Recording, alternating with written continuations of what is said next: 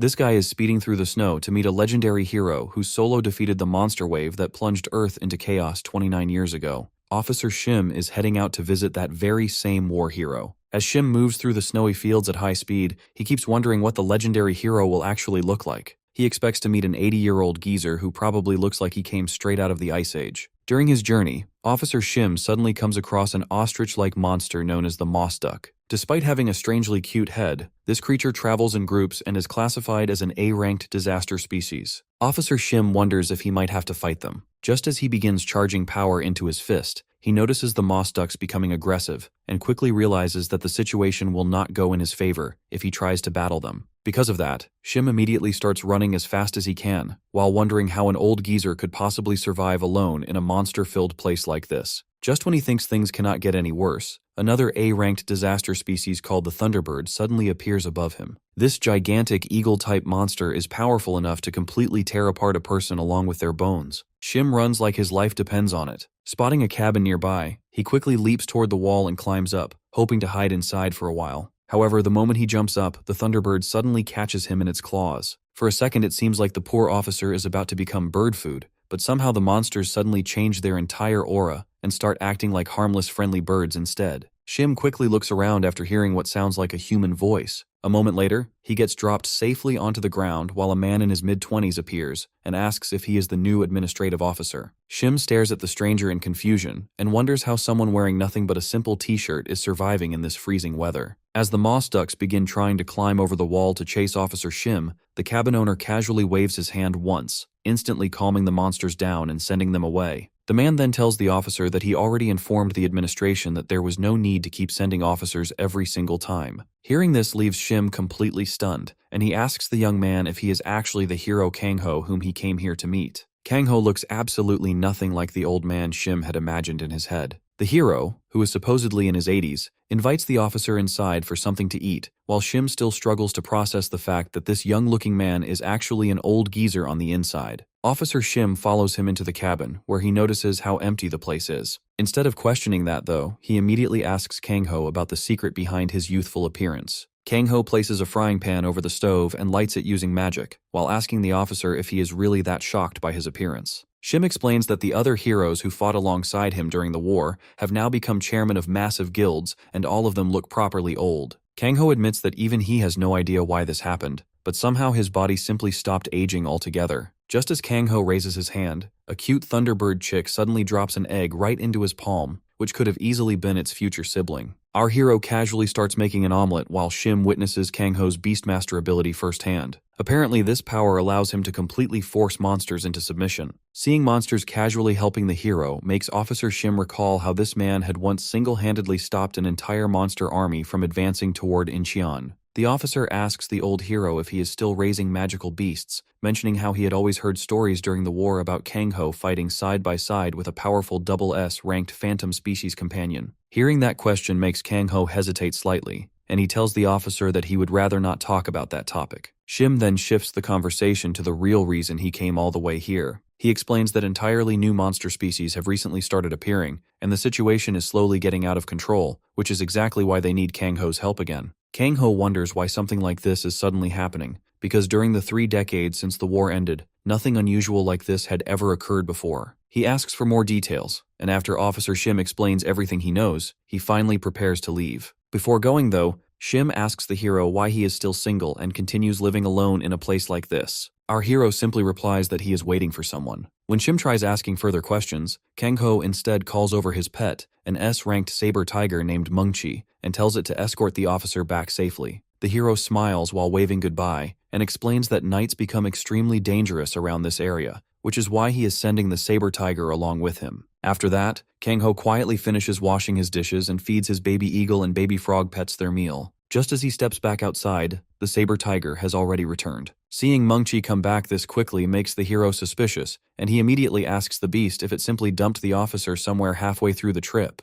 Mungchi's face instantly fills with tears after hearing his master underestimate him like that. Meanwhile, Officer Shim is completely zoned out. He keeps wondering if everything was just some strange dream, because a gigantic saber tiger had apparently carried him all the way back in its fangs at unbelievable speed as if it was nothing. The guard tells Shim not to worry because this happens to almost everyone, and eventually people just get used to it. Back with our hero, Kang Ho rides on top of Mengqi and tells the saber tiger that they should visit their usual place once again today. Nearly 50 years have already passed since the day Kang Ho first met his companion Seolwa in these same snowy fields. Not long after, he reaches the location where a shining blue egg rests quietly beneath the snow. Seeing it makes the hero recall the great battle from 29 years ago when he had ended up surrounded by an endless wave of monsters. Back then he fought desperately and summoned his trusted companion Seolwa to the battlefield. The white fox had always been his reliable partner, and her glowing silver fur along with her beautiful eyes made her look almost unreal. That was the day Kang Ho fought together with her during the final defense battle. He managed to save the world, but in return he ended up losing Seolwa forever. At that time the hero could not control his emotions at all, and the white fox disappeared while leaving behind only a small crystal in her place. Since then, Kang Ho has remained stuck in the same appearance from back then, and kept waiting all these years, hoping Seolwa would eventually wake up once again. He quietly tells the little earth fairies gathered around him that the new year is about to begin the moment midnight arrives. Right as the clock strikes 12, the egg suddenly starts glowing brightly before cracks slowly spread across its shell. Kang Ho then sees a small white fox emerge from inside, and the little creature looks exactly like Seolwa. It was at this very same place 50 years ago that Kang Ho had first met her. He remembers how he had been stationed in Cherwon back then.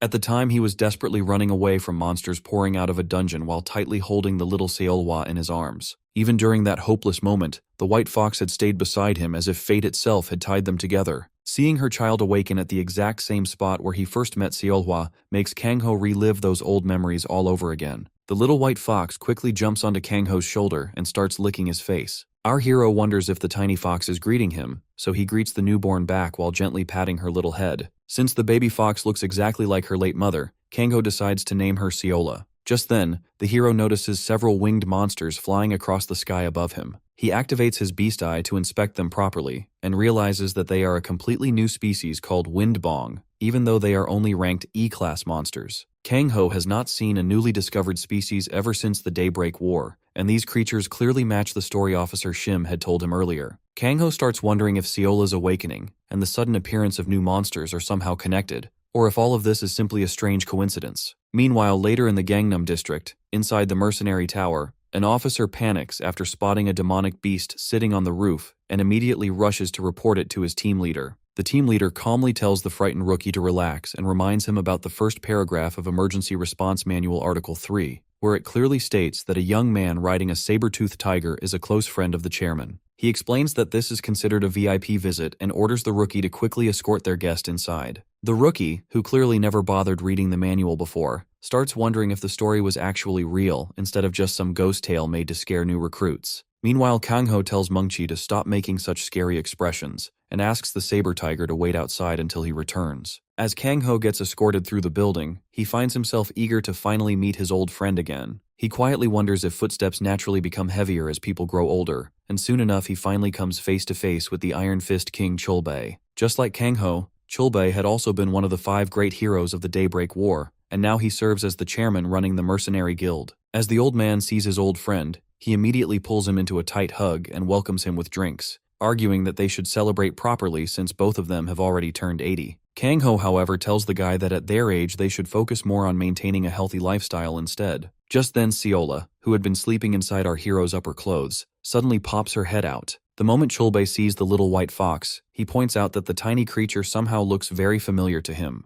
A second later, he gets completely shocked after realizing that she must have hatched from Seolwa's egg. Kang Ho then introduces the newborn fox as Seola. Seeing her properly, the guildmaster jokingly asks his old friend if he really came all the way here just to show off the baby white fox. After Chulbei keeps insisting, both of them finally sit down together for a drink. During their small catch-up, Kang Ho brings up the matter officer Shim had told him about earlier. Hearing this, the guildmaster admits that he himself has been seriously worried over the issue as well. He explains that one of their rankers recently disappeared after being sent to investigate the southern conflict zone. Chulbei further explains that the missing awakener was an elite A-rank hunter, and although nobody knows exactly what happened to him yet, the entire situation feels suspicious. He then tells Kang Ho that among the newly appearing monsters, some were carrying demonic energy, which was something only the monsters from the Daybreak era possessed. Apparently, Creatures with this kind of power had always been extremely difficult and dangerous to deal with. What scares them the most is the possibility that the infamous Majin might reappear once again. After staying serious for a moment, the old geezer suddenly changes the topic completely and starts bragging about how he is currently ranked 40th in the entire world and 6th in Korea this year. However, Chulbei soon starts complaining about his rankings dropping lower while living expenses continue rising higher and higher. He then proudly brings out a magic item and offers it to Kangho so they can measure his magical power, while shamelessly flexing once again that his own magic power score has already reached a massive 74,000. Kangho does not want to use the item and quickly makes an excuse, saying that he does not even know how to operate it properly. Chulbei, however, keeps forcing the guy and even threatens that he will not give the little white fox her birthday present unless his friend agrees to get his power level checked. Our hero does not want Seola to miss out on the present, so he gives in and follows the instructions from his old friend. He pours his magic power into the bracelet, and the result immediately leaves Chulbei stunned, as Kangho's combat power turns out to be nearly twice as high as the old geezer's. On top of that, the estimated ranking displayed on the item places him at number 1 in the entire world. Seeing those ridiculous results, the old geezer completely loses it and asks our hero what kind of insane training he has been doing all alone in those snowy fields for decades. Kangho casually admits that he mostly spent his time riding around with Mungchi and doing some farming work. The moment he hears about the farming part, the old geezer seriously starts wondering if he should also become a farmer himself after retirement. After receiving the gift, Kangho later heads toward the dungeon orchard located near his home. The small dungeon earned the name Orchard because it contains special ability fruit trees capable of strengthening demonic beasts. There are also earth fairies along with cute little monsters called Galagas who help the ability trees grow properly. Since Kangho is known as the Beast King, this dungeon had always been extremely useful for him. He then places the massive fairy stone he received from the old geezer into the ground and buries it inside the orchard. The moment the stone activates, the entire place gets enhanced. The plants begin growing twice as fast, and all the monsters around happily react to the sudden boost in energy. Even the little white fox becomes excited and jumps off Kangho's shoulder. The hero then activates his beast eye to check Seola's status properly. He gets slightly startled after noticing the words subspecies written under her name, and things become even stranger when her special abilities and potential are displayed as question marks. This is the very first time in 50 years that his beast eye has ever shown him something it could not properly identify. All of a sudden, Seola senses something nearby, and her expression immediately turns serious. She quickly rushes toward a certain direction, and Kangho instantly follows after her. The hero even starts running beside her, and seeing Seola move around this energetically makes him feel happy for a moment. However, that feeling quickly disappears after Kangho arrives at the scene and finds a group of fairies surrounded by monsters who are clearly about to do something horrible to them. The fairies scream loudly for someone to come and save them. Kangho notices that these earth fairies look a little different from the ones he is familiar with, and he starts wondering if the white fox rushed here because she wanted to protect them. Seola immediately gets ready to attack the monsters, but after seeing her stand against a giant snake monster, the hero lets out a sigh and comments that even for a phantasmal class species, it is still far too early for her to fight an A-ranked monster like Titanoba. The massive snake prepares to attack her, and right before it can get any closer, Kangho raises his fingers and activates a unique ability called Predatory Instinct. The moment the skill activates, every monster nearby is forced to see him as the most terrifying predator around. He casually grabs the giant snake with one hand and stretches its tongue out while threatening it not to return here again unless it wants to end up as snake wine. The Titanoba immediately lowers its head in submission. As soon as Kangho tells the monsters that they are dismissed, every single creature turns around and runs away at full speed. The fairies cannot believe that they were actually saved so easily. However, before things can calm down, another monster suddenly appears. It looks like a giant rooster mixed with a reptilian dinosaur, and its entire body carries demonic energy. Kangho quickly activates his beast eye, and discovers that the creature is a newly appearing species called a raptor, although it is only an F-ranked one. Seola instantly jumps forward to attack it and starts chasing after the creature as it rushes toward a newly formed gate nearby. The moment Kangho notices the gate, he finally realizes why the entire area feels filled with demonic energy. He immediately follows after his white fox and jumps straight into the gate as well. While moving forward, he starts wondering if there could actually be a Majin somewhere nearby. Just then, Seola suddenly acquires a new skill called Second Tail, which greatly boosts her growth speed. Kangho is left shocked after seeing how absurdly fast Seola is developing to the point that she has already gained a skill this early. Meanwhile, 3 raptors now stand against them, and Seola looks toward her master as if she is asking for permission to go and play with them. Kangho finds her behavior exactly like her late mother. Back then, he had trained together with Seolwa, and both of them had grown stronger side by side. However, what still hurts him is that the same path eventually led to her death, and he does not want to lose Seola as well. He quietly sits down so he can properly look at Seola. Deep inside, he had wanted to raise her peacefully and let her live a calm, normal life.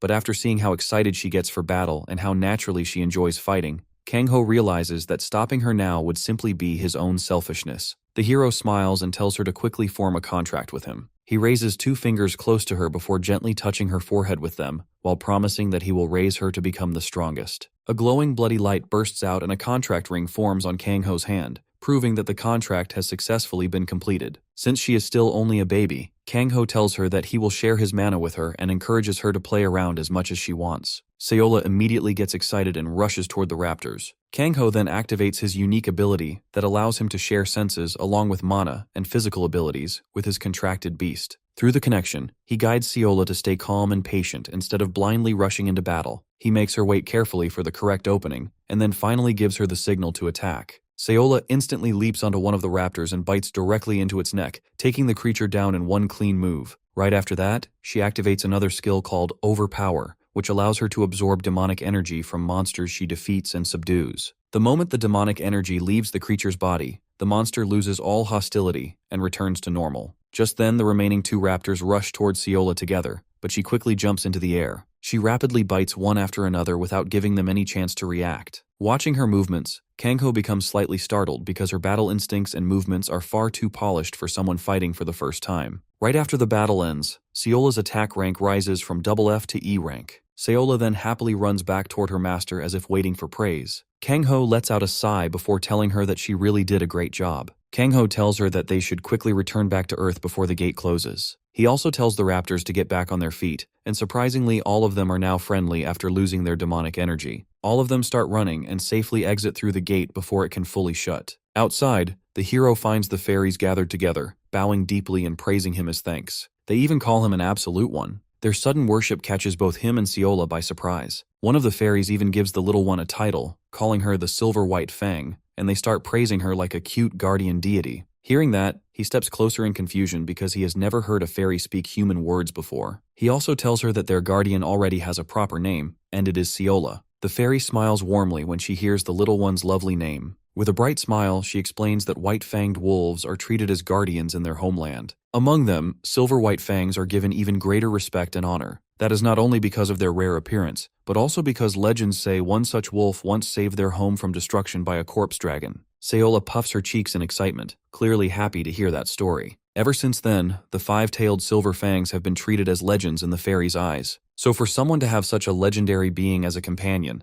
it makes sense they treat him as someone even greater, the Absolute One. After that, the fairies start doing a strange idol dance they call Welcome to the Absolute One, which makes him feel a bit embarrassed. Seeing the crown on her head, he wonders if the fairy who can speak is some kind of royalty. As soon as he says that, the princess messes up her dance. With a hint of regret, she admits the Absolute One guessed correctly. Her name is Johanna, and she is the youngest princess of the Earth Fairy clan. She sadly explains that a dungeon appeared inside her territory, and she fell into it when a tier in space suddenly opened, along with all of her subjects. By the time she woke up, she found herself trapped in this strange place. The fairies begin to cry, saying the monsters drove them out of their own home. They are worried their entire clan might lose their homeland forever. After hearing her out, the Absolute One sums it up bluntly that she is now homeless and starving. Grumbling from hunger, Princess Johanna immediately looks at him with pleading eyes, expecting he will help her with food. Being too kind for his own good, he tells her he has a fairy orchard near his home. Our hero invites them to stay there, and Seola backs him up with a cute little salute.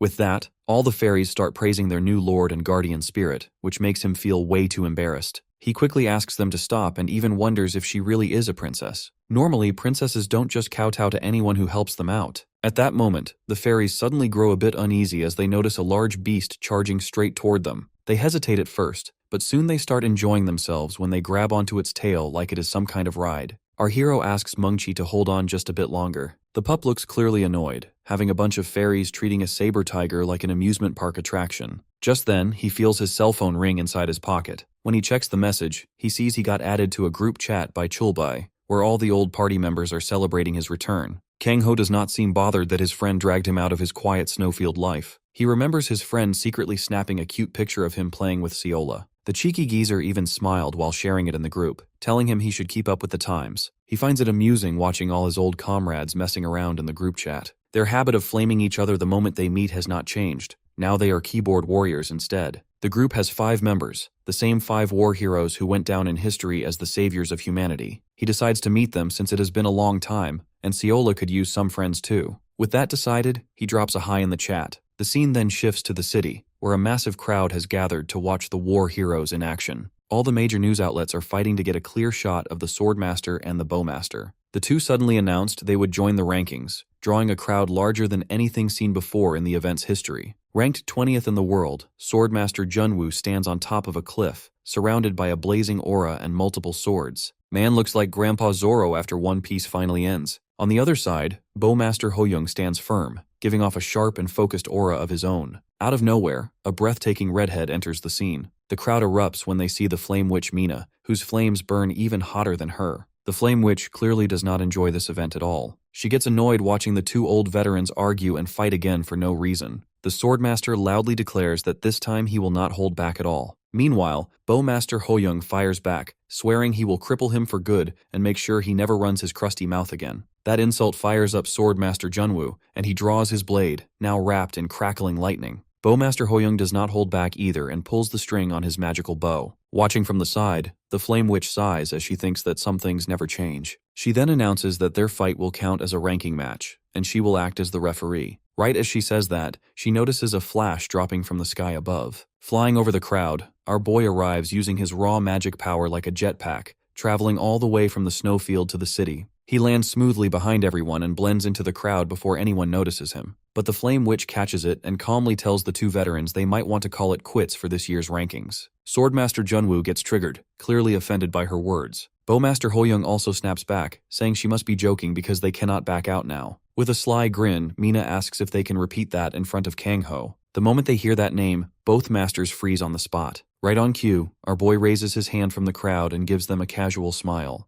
Hoyoung jokes that he never expected to see his face again before his own funeral. Meanwhile, Junwoo squints, trying to figure out what the white fluffy thing sitting on his head even is. Our hero tells Siola she will be going shopping with his old friends and asks if she is excited. The little fluff blushes in excitement, even though she has no idea what shopping really means. The scene then shifts to the Swordmasters Guild, where the next generation trains in swordsmanship. After stepping down as leader of one of the 3 major guilds, White Knight, Junwoo built his own place. Inside, there is a warehouse packed with medicinal herbs stacked to the brim. Our hero is surprised to see he even has moon salts, which are extremely rare and cost a fortune for even a small amount. They act like steroids for magical beasts to grow stronger, which is why Siola wants to take a bite the moment she smells them. Junwoo remarks that she really resembles Seolwa a lot and tells him to take good care of the little fluffball. He then asks if he is actually planning to feed her all 20 moon salt roots. Standing outside, Hoyoung jokes that he should hurry up and loot the place before the stingy penny pincher changes his mind. That comment annoys the Swordmaster, who argues that he set those aside for Kang-ho a long time ago. Our hero thanks his old friend, and the man complains that they should meet more often. He promises that he will. With that said,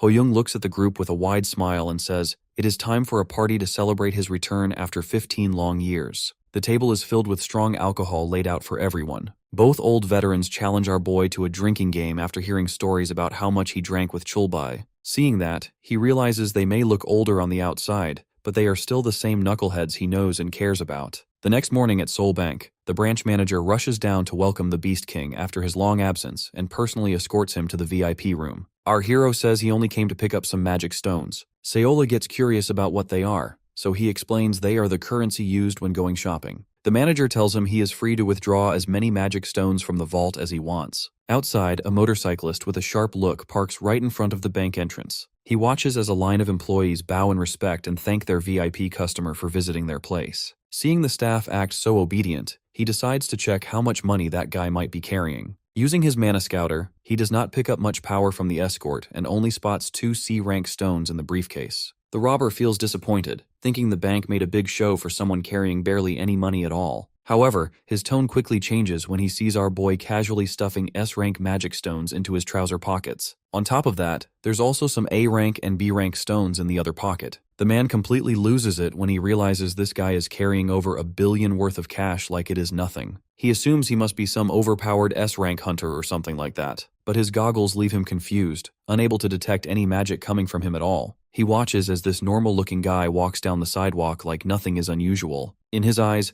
a man without a security team is basically a walking lottery ticket. Stealing from him would be as easy as taking candy from a kid. The thug contacts his boss through the comms and says he has found the opportunity of a lifetime. Meanwhile, our boy casually feeds Siola kebabs and kimchi on their walk. The thug follows him closely, already knowing where he is headed, since there is only one place people go to exchange magic stones. After informing his boss, he continues tailing our boy on his motorcycle without losing track. Later on 12th Street, our hero enters a small old-fashioned shop. The shop owner recognizes him immediately and wonders how long it has been since the Beast King last visited her place. The hunched, half-human half-cat lady remembers that the saber tiger Mungchi he brought long ago must be massive since the last time she saw him. That means he came here to raise another magical beast this time. Her interest grows when she notices he has a silver-white fang on his shoulder. The clever lady figures out it is Seolhwa's child. Seola feels threatened by her and prepares to throw paws. He calms the ball of fluff down and explains that she is a subspecies born from Seolhwa. The lady gets excited hearing that, since she has never seen a subspecies of such a rare creature in her long life. With that, she lets him enter the hidden street and wishes him good luck ahead. The two walk into a bustling street filled with shops, all decorated with glowing lights. Seola gets curious about why everyone looks different, so he explains that many beastkin migrated from another dimension to Earth. After that, they created a special place of their own here. The Flame Witch Mina is also one of them. She still looks young compared to the other war heroes, because magical species like her stay young for most of their lifespan.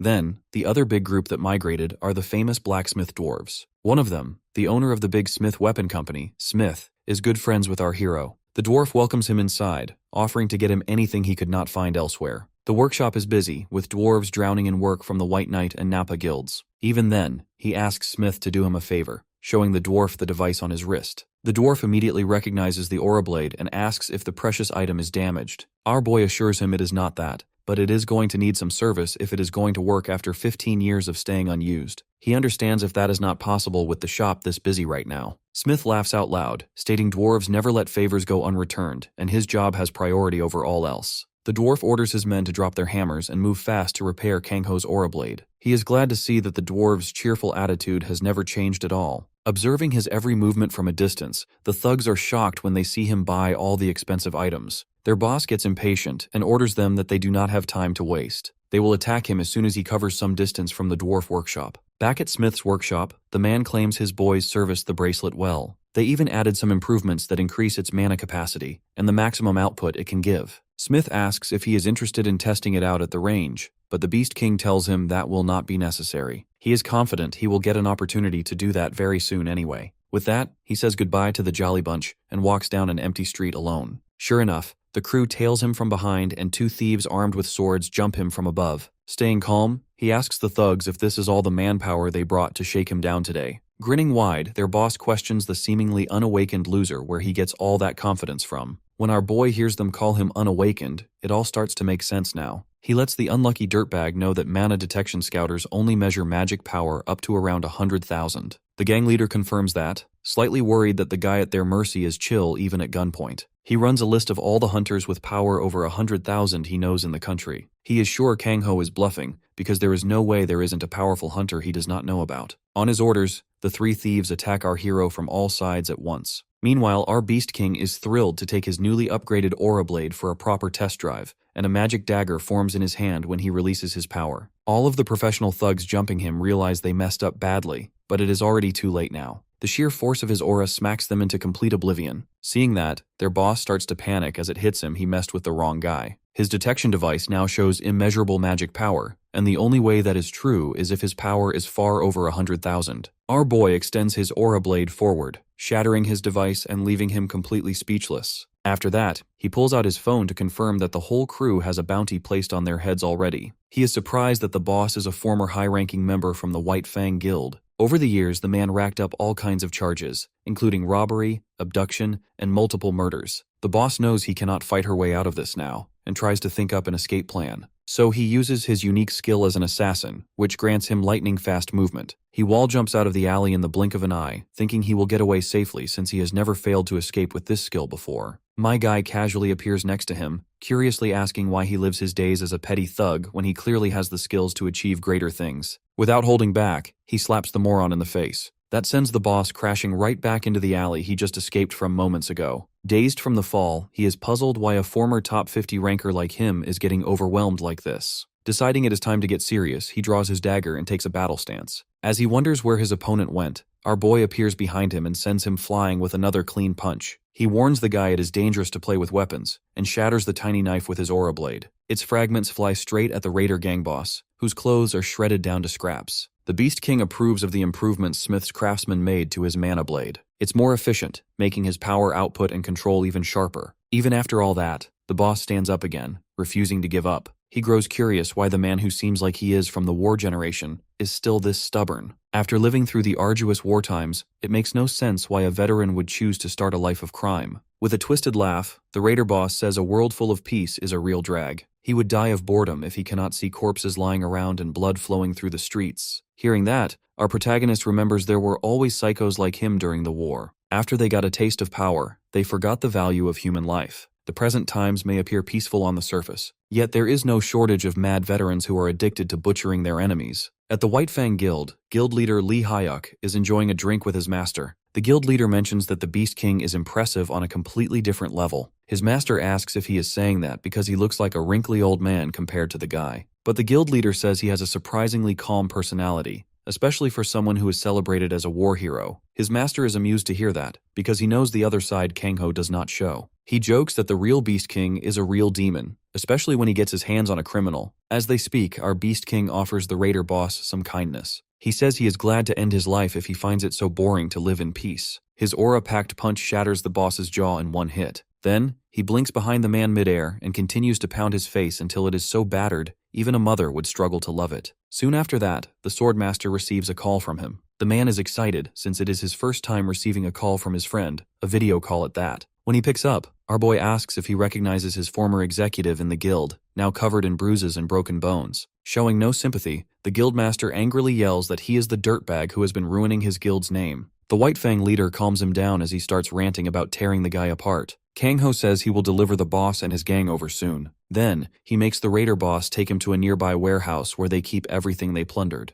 The man claims there is not much left, because most of it was already stolen by the Phantom. Like Joker from Persona, the Phantom is a mysterious thief who has never been caught and always leaves a black card as a mark of his work. Since he revealed all that, he expects our hero to show some mercy and let him go. He agrees, but a punch to the mana core brutally reveals that it was just a bluff. Making sure he cannot use magic again is his way of showing mercy. At the same time, it is a harsh punishment for someone who would rather die than live an average slice-of-life anime. He tells the lowlife to atone for all the innocent lives he ruined and learn to appreciate the peace this era offers. With that, he tells Sayola it is time to go home and eat dinner. But before that, they will take a nice thing called a bubble bath together. The scene then shifts back to our boy's cozy home, where the little fox is desperately trying to get away, but she has no strength as Kangho grabs her by the scruff and holds her still. He says she is exactly like Seolhwa when she was young, and then carries the whining fox to the bathroom and drops a very expensive bath bomb inside. The tree fruit dissolves into the water and starts infusing it with mana. He then asks Seola if the water feels better now, and the white fox slowly dips her paw inside before immediately starting to relax.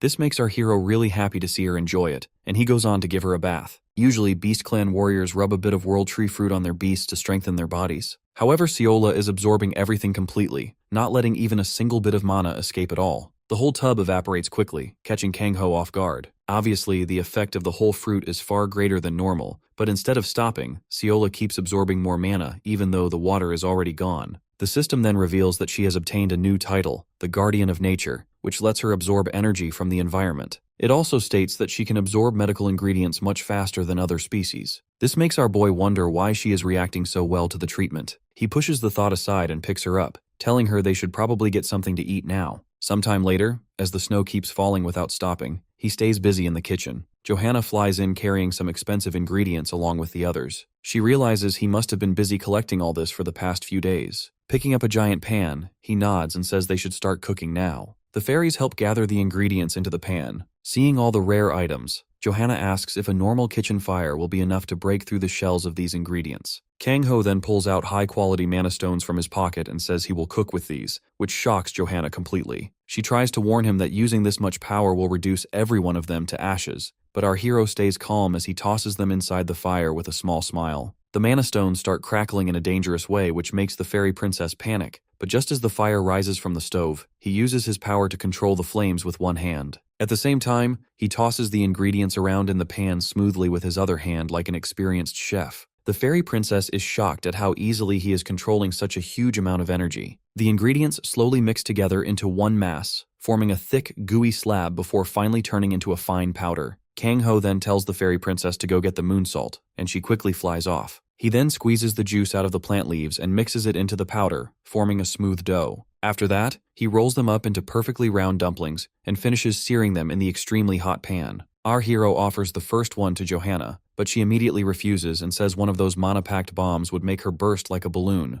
She then looks away and adds that the dumplings were never meant for her anyway. Meanwhile, Seola is openly drooling and asks if all of that is for her. Our boy bends down and offers only one piece since they are too strong, but the white fox is still happy as she rushes forward. She gobbles down the dumpling like she has never eaten food in her life before and feels her body starting to charge up. Not being able to control the energy, she suddenly dashes away at full speed while her body starts growing. Johanna cannot believe that the white fox has grown to twice her size in a single moment. Kang Ho just smiles and runs after her across the snowy land, happy to see her develop this quickly. As he runs, he starts thinking about how life would have been if he had given the same care to Seolhwa. He cuts himself some slack, since back then he did not know much about raising beasts. Our boy always fought without hesitation alongside his companion, but he did not have the means to feed her properly or let her rest enough before the next fight. The thought keeps bothering him that he should have taken better care of Seolhwa. Instead of staying stuck in the past, he chose to use these thoughts as motivation and studied beasts even more. Returning to the present, he slows down and watches Seola as she jumps into the air in excitement. Kang Ho makes a promise to himself that he will do everything he can for this white fox, making up for what he could not do for Seolhwa. Just then, Seola jumps into his arms, but her increased weight makes both of them fall into the snow. He laughs as it happens and thinks to himself that he will definitely let her enjoy a life of comfort that he could not give back then. The white fox suddenly becomes alert and looks around carefully, and our boy guesses she is trying to find the big old saber cat to show off her new body. Getting back up from the snow, he tells her they will go find Mungchi now. The scene then shifts to a cliff that overlooks a small settlement where the saber tiger lies flat on the ground, breathing heavily as if recalling something painful. A few years ago, a baby saber tiger comes face to face with a human. The old man figures it is just a baby saber tiger, and he notes that the pack has already left the area, thinking it must have been abandoned. He kneels down and tells the baby cat to quickly follow its kind before the humans set up a fence around this area. Picking up the beast by its neck, he reaches behind his back and pulls out his knife. The old man warns the baby beast that he might have to kill it, but the small cat only wags its tail at him. Both of them suddenly sneeze at the same time, leaving them both standing there completely shocked for a few seconds. Removing his hand from the knife, the old man instead starts searching through his pocket. He pulls out a piece of beef jerky and offers it to the beast. The baby saber tiger happily eats it while the old man says that life has been hard for both of them. The baby cat then licks his nose, which causes the old man's heart to melt. The man then turns to leave and tells the baby beast to take care of itself. The next day, the baby cat opens its eyes and sees that his human savior has returned and immediately jumps into the guy's arms. From that day on, the old man continues taking care of him, and the little guy grows quickly until he becomes large and healthy. He decides to name the furball Mungchi, and the beast seems pleased with the name. One day, the two sit on a cliff overlooking the settlement. The old man shares that he lost his family to monsters during the Great War, and that he also caught a dangerous disease from another world after wandering for a long time. Regardless, he says he could not bring himself to kill the beast, even though Mungchi's kind is his sworn enemy. Instead, he sees a younger version of himself in the saber tiger, someone abandoned by fate and left alone. At that moment, the old man starts coughing heavily, and Mungchi thinks that since the old man fed him when he was weak, he should now do the same. Determined to make the old man better, he runs into the forest to find food. However, the weak old man only watches him leave before collapsing into the snow. Sometime later, the saber tiger returns with a dead rabbit, only to find the old man lying flat on the ground. He rushes to him and tries to get him to wake up. Mungchi then looks toward the human settlement, but remembers the old man's warning that people there would attack him on sight. Even so, after seeing his savior's condition, he decides he has to try anyway and runs down the mountain. As soon as he arrives, alarms begin to sound as a soldier announces that a saber tiger is attacking. People grab their weapons and slowly move toward him while ordering the civilians to evacuate the area. Mungchi tries to ask for help, but no one can understand his language. Then a soldier throws a spear that hits his body, making him cry out in pain, and they continue attacking while he can only try to avoid them. In the end, the soldiers manage to surround the beast and stab him together while he silently hopes someone will help him. Mungchi falls to the ground, still wishing someone would save his friend. A man steps forward, but the other soldiers assure him that the situation is under control. Mungchi opens his eyes and sees Kang Ho looking at him.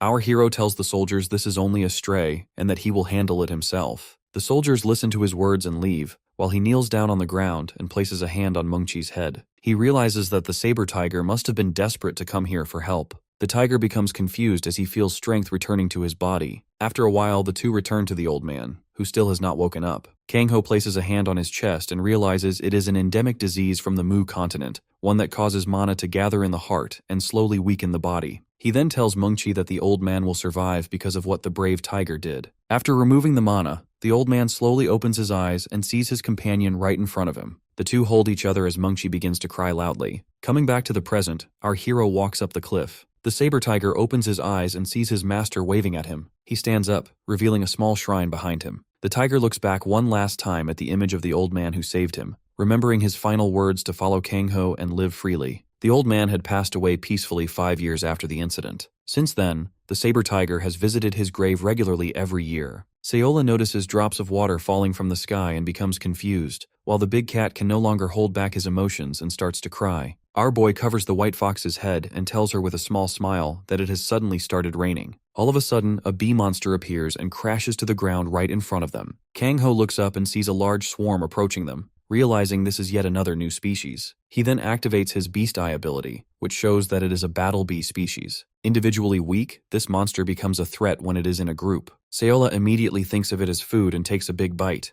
Our boy wonders if she can sense that the monster has demonic energy inside it, but the bee is still alive as it prepares its stinger and tries to stab her. The white fox does not react at all as she bites through its body while the stinger snaps on contact. Kang-ho figures the world tree fruit must have pushed the strength of her fur to the limit, so this sharp needle feels like nothing to her. However, the poison in the stinger still makes the battle bee dangerous, especially when they move in a large swarm. Our boy decides he cannot leave them like this, and tells the saber tiger they need to follow them. He feels relieved that there are no civilian houses nearby, but even then, the bees are still a serious problem. Because their hunger never ends, they destroy every living thing they come across, even feeding on the corpses of other monsters. In the worst case, if they run out of food, then they will attack passing travelers without hesitation. That is why they have to be dealt with swiftly. Mungchi starts yowling, and our hero looks ahead to see a portal, wondering if that is where they come from. The portal is red in color, which marks it as a raid-class portal, something that was very hard to clear in his earlier days. However, they have grown much stronger since then, and the saber tiger growls in agreement. With that decision made, the group moves forward and enters the portal. Watching the bees fly ahead, Kang-ho realizes they are only trying to protect their home. He activates his predator instinct skill to follow them deeper into the cave. A raid-class cave works like a pocket dimension from another world, with a completely different ecosystem compared to normal areas. This makes them valuable because rare materials can be found inside. However, the monsters guarding these places are also extremely powerful. Seeing larger bees flying out of the hive, our hero figures they belong to a different species. The new species rushes at them right away, but Kang-ho simply slaps one away like it is nothing. Using beast vision, he identifies them as Hinkle bees, which are far stronger than the battle bees. That makes it seem like they are the true guardians of this cave. As the monsters attack, he activates his sensory transfer skill and shares his mana with Mungchi. The saber tiger leaps high into the air, and together they begin cutting through the swarm like a living weapon. While our hero slices through them, Seola gets greedy and tries to bite into one.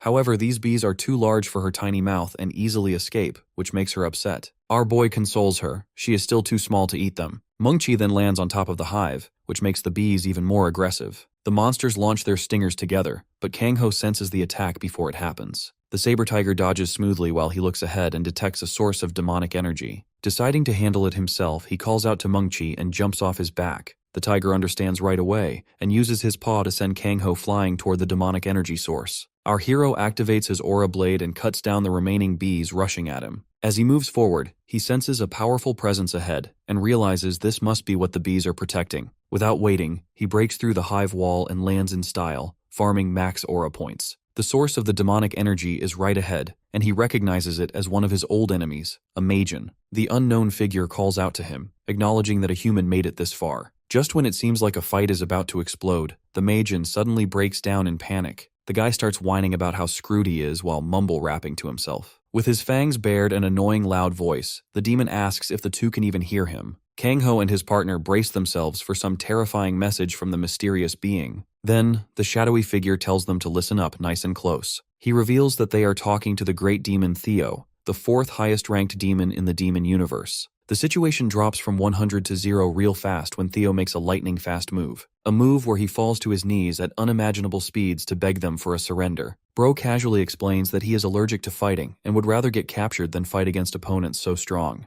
The bizarre ending leaves my guy stunned for a second, though our hero finally lowers his guard and puts away the aura blades. He quickly notices this demon can actually hold a normal conversation with humans. That's a huge difference from the Magen from the war that behaved like rabid beasts with anger issues. He then brings up the obvious question and asks Theo what exactly he is and how he even ended up inside the dungeon. The white-haired guy confirms he is a real demon in the flesh. He explains that he got dragged here by accident after running into a dungeonification while he tried to save his own skin from Baal. Our MC then asks about the giant killer wasps causing chaos everywhere. Pointing at the especially huge one nearby, he asks if that thing is the mother. Sweating hard like he saw his name is in the files, Theo swears that his creatures are not a real danger. They were only scouting the area for him. The white-haired demon casually waves his hand toward the wasp monster. The big chonker instantly turns it into a stone baby-sized bug. He explains they are harmless little familiars that live off pollen in their fossil form, making the entire wasp army disappear in one move. One of them becomes a chew toy for Mungchi.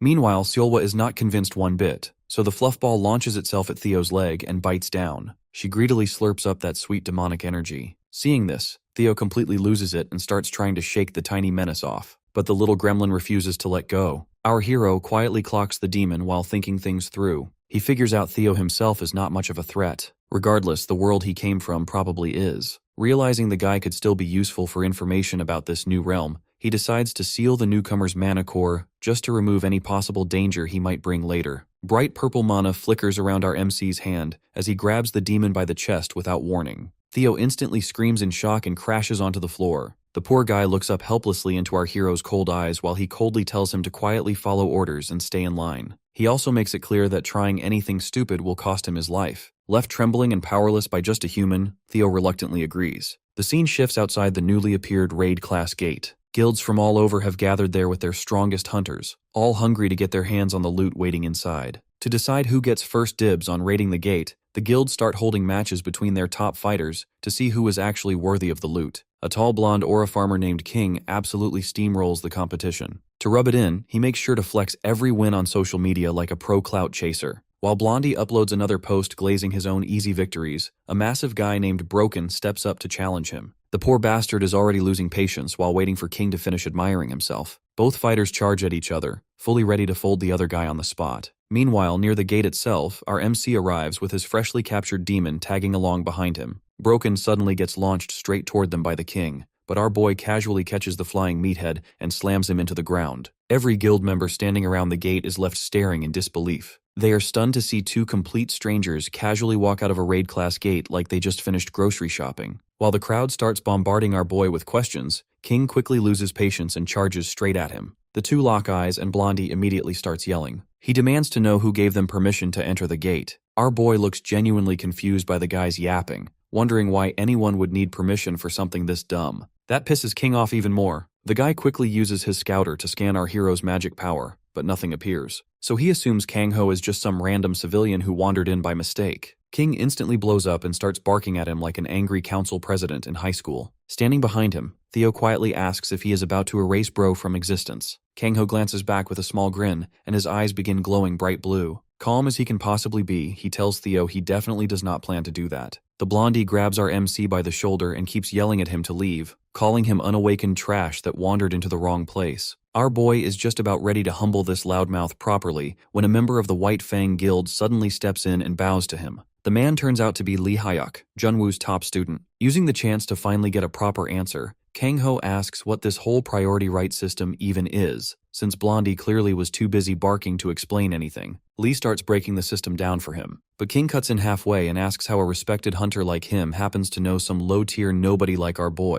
After thinking for a few seconds, the idiot finally realizes who Kang-ho actually is. Lee suddenly remembers the warning his master gave him. If Kang-ho ever smiles like a harmless nice guy, it means somebody is about to get folded into the pavement. Lee starts sweating because our hero is smiling even wider now than he was before. On the other hand, King sees this as the perfect chance to take down one of the world's top heroes and steal all the glory for himself. The clown draws his arm back thinking he is One Punch Man. Blondie tells our boy he should be grateful for handing him such an easy fame farming opportunity. Before the hit can even land, Kang-ho suddenly disappears back into the portal he came from and drags Blondie in with him like a sack of laundry. He throws the idiot straight into the dungeon beyond the gate and tells him that if he wants to clear it so badly, then he is free to enjoy himself as much as he wants. King crashes into a nearby wall and completely loses it trying to process what just happened. Our hero calmly explains that he already thinks the whole priority rights system is stupid, but since everyone follows it, he usually ignores it. Still, he decided this one idiot needed a lesson anyway. With that said, the two immediately dash at each other with intense power and mana bursting all around them. King throws another heavy punch at our boy while shouting that the era of the first generation awakened is already over. Old dusty fossils like him should step aside.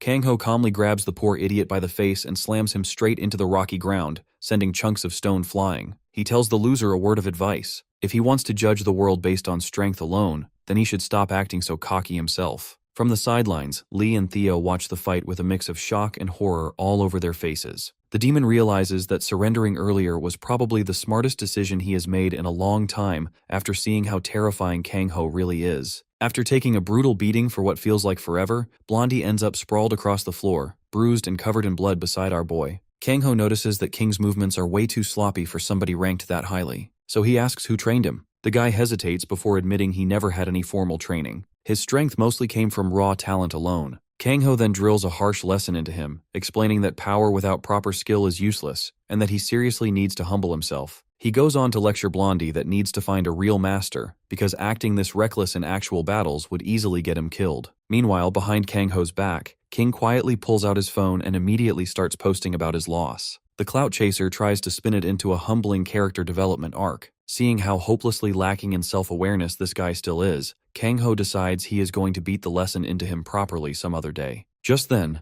the gate suddenly lets out a massive sound before disappearing into thin air completely. Chat instantly loses its mind, and conspiracy theories start spreading everywhere about how a gate that huge could possibly get cleared so fast. The scene then cuts to the snowy biome our protagonist calls home. Theo happily enjoys the snow, completely fascinated by the texture of the fluffy stuff not found in the demon realm. So our MC starts asking questions about the demon realm. Theo explains that he lost a fight against the first-ranked demon, Ball, and had to run for his life. Somehow he accidentally ended up inside their dimension in the middle of that. The demon also mentions that before he escaped, a huge number of new gates had started opening toward entirely different dimensions. Our hero gets flashbacks to a similar situation back during Daybreak, when new species started appearing out of nowhere. He keeps questioning his prisoner about the power level of that dimension. Theo smugly responds that if he really wants to understand his abilities, then he will have to undo the seal first. Seeing he does not have many options, Kang-ho lifts the seal he placed on the demon. Within seconds, Theo prepares to show off his full power. A surge of demonic energy spreads out, and skeletal limbs begin rising from the ground around them one after another. Theo starts chanting, and a dark smile creeps onto his face as an entire army of skeleton demons emerges from beneath the earth. To his shock, Theo turned out to be a necromancer. Laughing loud and proud, Theo reveals that his original power allows him to command the undead. At his will, he can turn almost any dead body into a familiar that will follow his commands without resistance. Seeing the undead skeletal doggos, our boy is caught off guard by how rare his class is. No human in history has awakened a power like necromancy that can bring the dead back. Interrupting the demon's peak moment, Seola comes rushing in, acting like it is snack time. All of his familiars instantly start chasing the little fluffball,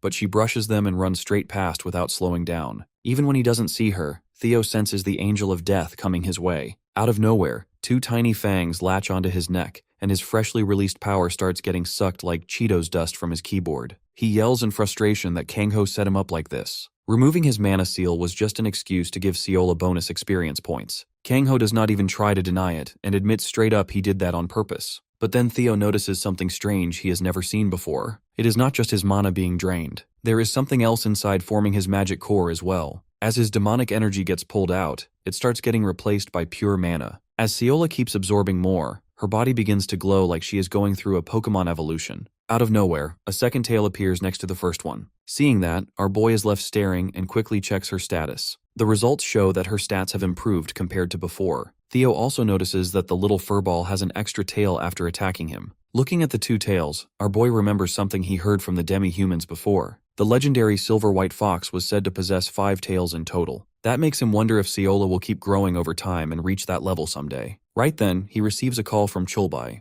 His voice sounds serious, like he is dealing with something important right now. He asks for a favor and tells him to investigate the Southern Zone. One of his guild's strongest rankers, rank 30, codename Hound, disappeared during a mission there. He cannot act himself since most of his men have already returned from that area. Kang-ho pauses when he hears about the Southern Zone. He is not too surprised though, since most of the trouble has been coming from the south lately. The scene cuts to the gateway that separates the southern zone from Daejeon. It is explained that the only reason Daejeon is even livable, unlike the danger zone right next to it, is because one of the 4 strongest guilds, Levedon, keeps it under protection. Our boy walks up and scans his ID at the gate. A soldier immediately salutes the king and shows respect when he asks them to open it. The soldier does not hesitate, but he cannot help asking who the weird white-haired guy next to him is. Watching his homeboy eat that lollipop like an idiot, our boy says he is just his assistant, so he does not need a separate ID. Hearing that, the soldier lets him through. On the other side, he sees a completely barren city, with rusted buildings and roads that are falling apart. Back 30 years ago, our boy managed to secure the northern zone. The south, on the other hand, was not lucky enough to have someone like him, so everything went straight to hell. Even now, no one lives here because calamity-level species fight each other every single day. Seeing them roam around freely, he starts wondering why there has never been a mission to clear this place out. Putting that aside, he hops onto Mungchi to pick up speed. Theo, meanwhile, just stands there like a clueless idiot, licking his lollipop like it's gamer girl bathwater. When our boy asks what is wrong with him, the demon casually says he is enjoying the atmosphere. Watching beasts tear each other apart gives him a nice home feeling. Right as he says that, a giant dragon head crashes down next to him and almost makes the grown man squeal like a girl. Kangho grins and asks if he is still enjoying those nice home vibes now that he is a powerless human with his magic sealed. Theo snaps out of it and quickly clings onto Mungchi's tail. The two of them head deeper into the southern zone to look for Hound. As for why no one ever bothered clearing this area of calamity-level monsters, there are reasons for that. First, the human population has not recovered enough after the calamity to inhabit more space than they have available. Second, the valuable energy inside monster mana stones gets consumed once they fully evolve, which makes them useless to extract. Because of that, it is practically worthless to take back this ruined city. On the way, Theo notices grass and vines spreading all over the place. Mungchi starts panting as it gets hotter the deeper they go. Realizing his snow doggo is not built for this heat, they decide to stop and continue on foot. Right then, they hear a loud scream, making him wonder if someone is actually out here in the middle of nowhere. Then there is a massive explosion in the distance, with green shockwaves of magic spreading out from the blast site. Adding to the chaos, the threat is so terrifying that all the monsters in the area start running for their lives. Looking toward the source, the two spot a single spiky-haired scion posing over a mountain of corpses. Our boy is confused to see him, because all of Chulbei's guild members were supposed to be gone. But after a moment, Kangho realizes he has seen this guy somewhere before. Suddenly, all of them recognize the guy, and his name clicks at the same time. Our boy wonders what the hell he is doing here, and if he is about to throw hands again like last time. But instead of attacking, the guy bows respectfully and greets them. Even Theo is thrown off, pointing out that the dude suddenly learned some manners. King directly asks what brings them here. Our boy tells him he has some important business to handle. He fires back he is the one asking questions here, and demands to know what he's doing in the middle of nowhere. Acting all proud, King says he is here to train. Hearing that, our boy is surprised. No sane person would casually walk into a zone crawling with deadly high-rank monsters. But then again, after living long enough, he started believing that nothing is impossible in this world. As they move deeper into the area, he asks King what he has observed so far. King explains that the number of new monsters has already increased, and the deeper you go, the worse it gets. Then, he asks how exactly he has been training. King casually says he has been beating down every monster he comes across. To prove it, he throws a punch at some insect creatures and turns them into wasabi sauce. His strategy is to burn through all his mana, let it recover, and repeat the cycle. He is doing all this to create a new ultimate move. When chunks of monster meat splatter onto Theo, he immediately tells the guy to cut it out, saying they already get the point. Meanwhile, our boy watches and realizes King's training method is basic as hell. Sure, mana works like a muscle. The more you use it, the stronger it gets. But that kind of grind has a hard limit. If you really want to grow stronger, you need to train efficiently. The real reason the Swordmaster is on another level is that his methods are insanely efficient. As King keeps farming those bug-looking monsters like a budget anime protagonist training arc, our boy realizes something else. Guys like him who are blessed with insane raw talent show up every now and then. But without a proper master to refine that talent, they burn out and disappear. There is only so far someone can go just teaching themselves before they hit a wall. Suddenly, he grabs King's hand, and the Street Fighter character immediately feels his mana draining away. He wonders if he is about to get beaten again, but our boy tells him to relax. It is fine if he wants to create a new ultimate move. The most important thing in combat is balance. He explains that if he loosens his strength, the enemy will try to aim for his weak spot. At that moment, he should calmly take a breath in and strike back by surprise. That should allow him to finish the fight with minimal effort. He makes it clear that the body and mana must move in perfect harmony. Right now, his mana is much stronger than his physical body. With that, King follows his instructions to the T. He feels a bit satisfied watching this. Our protagonist always liked fighters like him since they remind him of his past self. After trying the technique, King realizes that for the first time in his life, someone's advice actually worked. Now he wants to learn more. Without hesitation, he decides to tag along with Kang Ho and his group.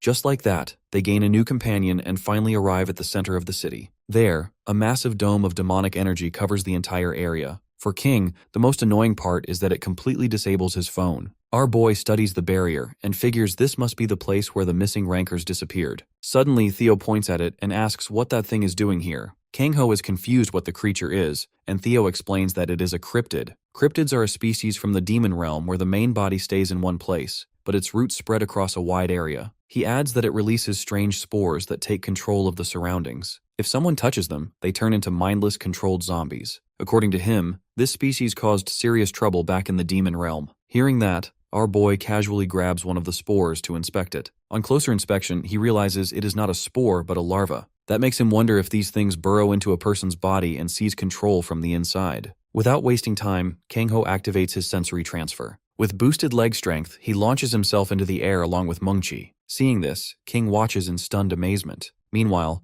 Theo asks the guy if he has something to eat because my boy is starving. Kang Ho and Mungchi reach the exact spot where the mother's main body is hidden. By now, her roots have fully spread, and every living thing in the city falls under her control. The entire area has become her territory, so she senses their presence the moment they arrive. Unlike the demon realm, Earth has barely any strong individuals. Because of that, the mother usually finds it amusing when humans show up in front of her. Still, she does not take chances. She immediately activates her emergency protocols, ordering all her puppets to attack the intruders. Seeing the sheer number of enemies rushing in, our boy quickly realizes what happened to the missing rankers. They were captured and turned into puppets just like the rest. In the mother's eyes, humans are fascinating. Compared to demons, they are weak and fragile, yet they carry ridiculous potential. She has already turned 2 humans into her puppets, and at this rate she believes she could rival even the demon monarchs. She looks at Kang Ho and decides he would make a perfect puppet and immediately attacks. But our boy activates his aura blade and tears through the first line of defense, wiping out every enemy in a single strike. The mother is left stunned. Her entire first line gets deleted like it was never there. She starts wondering if she just picked a fight with the wrong monster. Even then, she refuses to back down and decides she will turn him into a puppet no matter what. Next, she activates level 2 security protocols. Stronger monsters rush in, but they get folded just as easily. The second line of defense gets completely erased,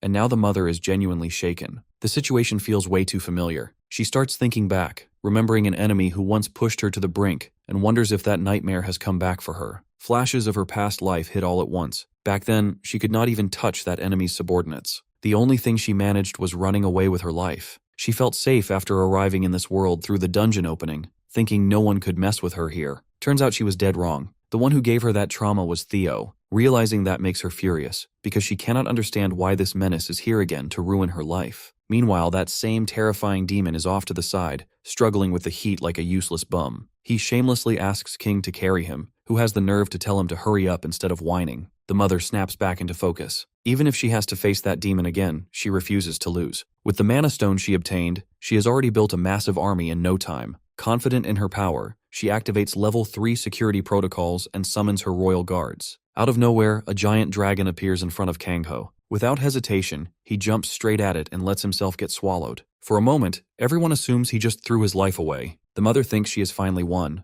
but inside the dragon our boy goes to work. Within seconds, he tears the beast apart from the inside, killing it instantly. Now the mother starts to panic. Her third line of defense is already gone, wiped out without leaving anything behind. Worse, she cannot even sense Kang Ho's location anymore. Then, our boy shows up right behind her and says he did not expect a plant-type monster. The mother is shook trying to figure out when he even got there. At the same time, Mungchi tries to bite the mother like she is pet food, but Kang Ho immediately tells him to stop. The mother freezes, confused, staring at the small thing and wondering what kind of freakish creature it even is. A moment later, King and Theo arrive at the scene. Our boy looks at Theo and asks if this is the one he mentioned. Mother goes stiff the moment she sees Theo, and the demon confirms she is the main body. After taking a closer look, he adds that she feels strangely familiar. Seeing Theo, the mother raises her voice in anger. She realizes he is the one behind all of this. She wonders if this human is also one of his subjects, and decides she will not let history repeat itself. With full resolve, she says she will defeat him no matter the cost. Right after that, she activates the Mana Stone. Theo recognizes it immediately and warns that she is trying to self-destruct and take everyone with her. Our boy looks at it and asks if she can actually pull something like that off. Hearing that, the mother pauses. She cannot understand why he is so calm about it. Kang-ho steps forward and says the situation is no longer something they can talk through. He decides to remove the most dangerous part first. In one move, he strikes and separates the Mana Stone from her body. The mother understands right away. Without the Mana Stone, the explosion will not be strong enough to wipe them out. Before she can react, Kang-ho attacks again and cuts her main body away from the roots. She is left wondering what kind of monster she is dealing with. Without hesitation, he kicks her into the sky where she explodes on her own.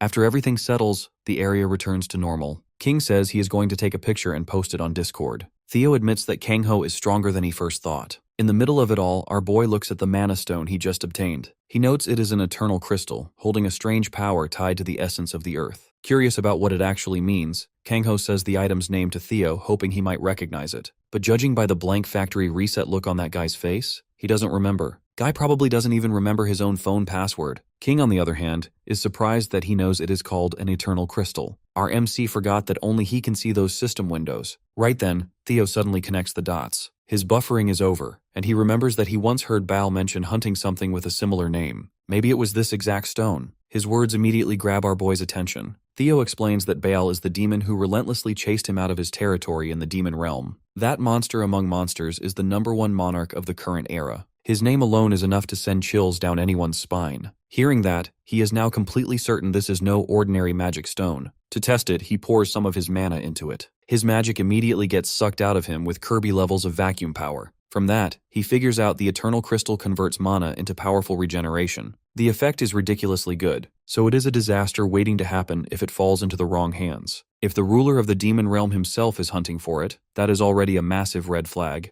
On top of that, the description calls it the eternal crystal of the first dimension. That means more of these exist in other dimensions. If someone from another world gets their hands on this kind of power, they might eventually show up on Earth one day. With that in mind, Kang-ho decides to keep the crystal on himself for now and tells Theo it is time to head back. Out of nowhere, King calls him sensei and shamelessly acts like he is part of the squad now. Like an overexcited golden retriever with zero self-awareness, he declares that he has found his life's purpose. He must train under his strong master. While our boy respects the enthusiasm, he is absolutely not interested in babysitting a walking headache. King takes the rejection like a champ and asks for just one chance. He throws in that his cooking alone makes him worth keeping around, but he still tells him to go find another master. But the stubborn mutt refuses to budge. After peaking way too early in life, he hit a hard skill wall. No one except Kang-ho has managed to push him past his limits. Sneaky as ever, Theo leans in and whispers that having someone around to cook would actually be pretty nice, since whatever they are eating right now tastes like recycled garbage. Our boy still feels like dragging this guy along would be a pain. King is already a double S class.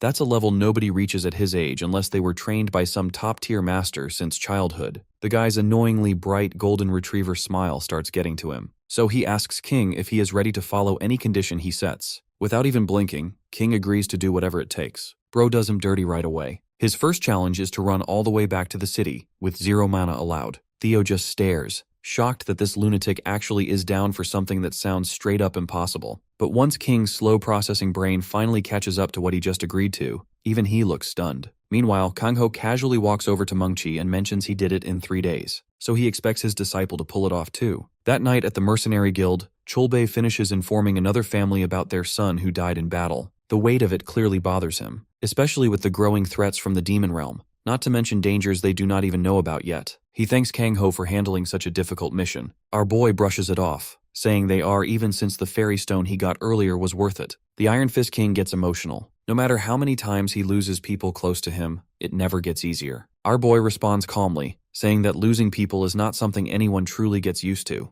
A leader like him, who mourns even the lowest ranked members, is probably the reason his guild stands so strong. While Cholbei is still grieving, Kang-ho suddenly brings up the new phone on the market. He says someone he knows has been nagging him non-stop to get one. The man looks completely confused, asking how his fluffy beasts would even use a phone. Kang-ho facepalms at the brain-dead question and turns to leave. His friend quickly calls out, asking why he is rushing off when they were supposed to grab drinks together. Our protagonist Rain checks him, saying he has an urgent meeting with someone who needs that phone. On his way out, he notices one of the photos on the desk is flipped face down. He picks it up, which surprises the Iron Fist King enough to make him pause. Looking at it, he remembers the day that picture was taken, and mumbles that the list of his regrets keeps growing the longer his old self stays alive. In the photo, the 5 war heroes stand together long before they became legends. Behind the younger version of our boy, there is also a tall figure. He is someone whose name never made it into the history books. Not because he was weak, but because he is someone better left unspoken. When Kang-ho quietly says Junsuk's name, Chulbei admits that man is one of his biggest regrets even now. The scene shifts to a nightmare inside Theo's memories. He finds himself back in the worst storm he ever witnessed in the demon realm. Thunder tears through the sky as his army of familiars, his guards who protected his territory, are wiped out within minutes. Right in front of him, his giant castle is reduced to flames and smoke, and he can do nothing, because the one behind it all is a demon who still haunts him. Every part of him trembles at the memory of Baal, who is the most dangerous monarch in the demon realm.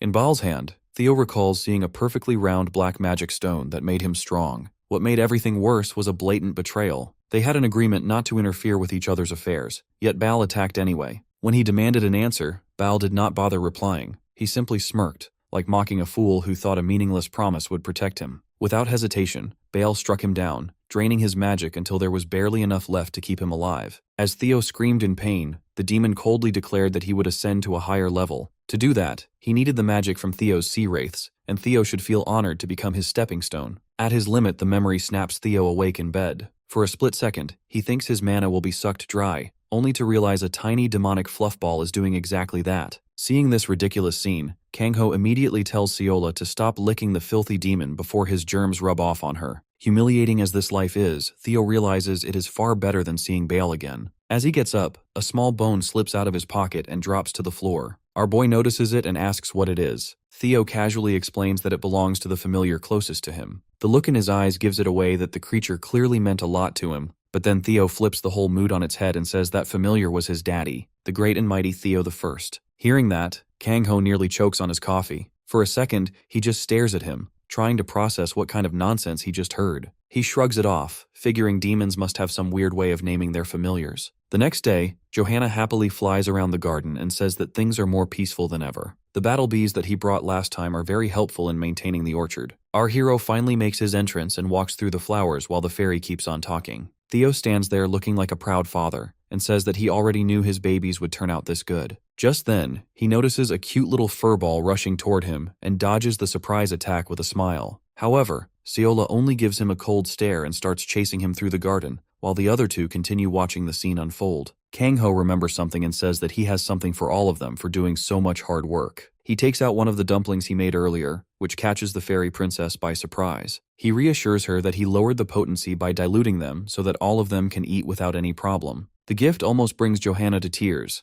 but our boy quickly tells her that dancing is forbidden before she starts another musical. She thanks him for the meal and quickly takes a bite. Almost immediately, she feels the energy flow through her body, and her size begins to increase. The fairy princess gets worried that the effects are still too strong and that she might actually explode. After the growing ends, our boy pats her on the head, pleasantly surprised that she grew this much so quickly. Meanwhile, Seola is still busy chasing Theo to get that juicy demonic energy. Just then, the demon notices a figure coming toward them in the distance. Kang-ho also becomes alert but then smiles and says that it took the guy 2 days to reach here. King is barely holding on to consciousness as he slowly moves forward. Theo praises his persistence, while Seola finally catches him and sucks up that demonic energy. The blonde says that he ran all the way here without mana as he was ordered. As he tries to cross the fence, his foot gets caught on the wood and he falls face first. He then immediately passes out while Johanna wonders who this random human is. Our boy tells her to relax and introduces the blonde as his disciple. A few hours later, King is still sound asleep while our hero is busy scrolling on his phone. He decides to look into the kids since they are going to be staying together. Kang-ho comes across the news that King will be fighting Pyro in a ranked match. That catches his interest, and he remembers that Pyro is from the guild Levidan.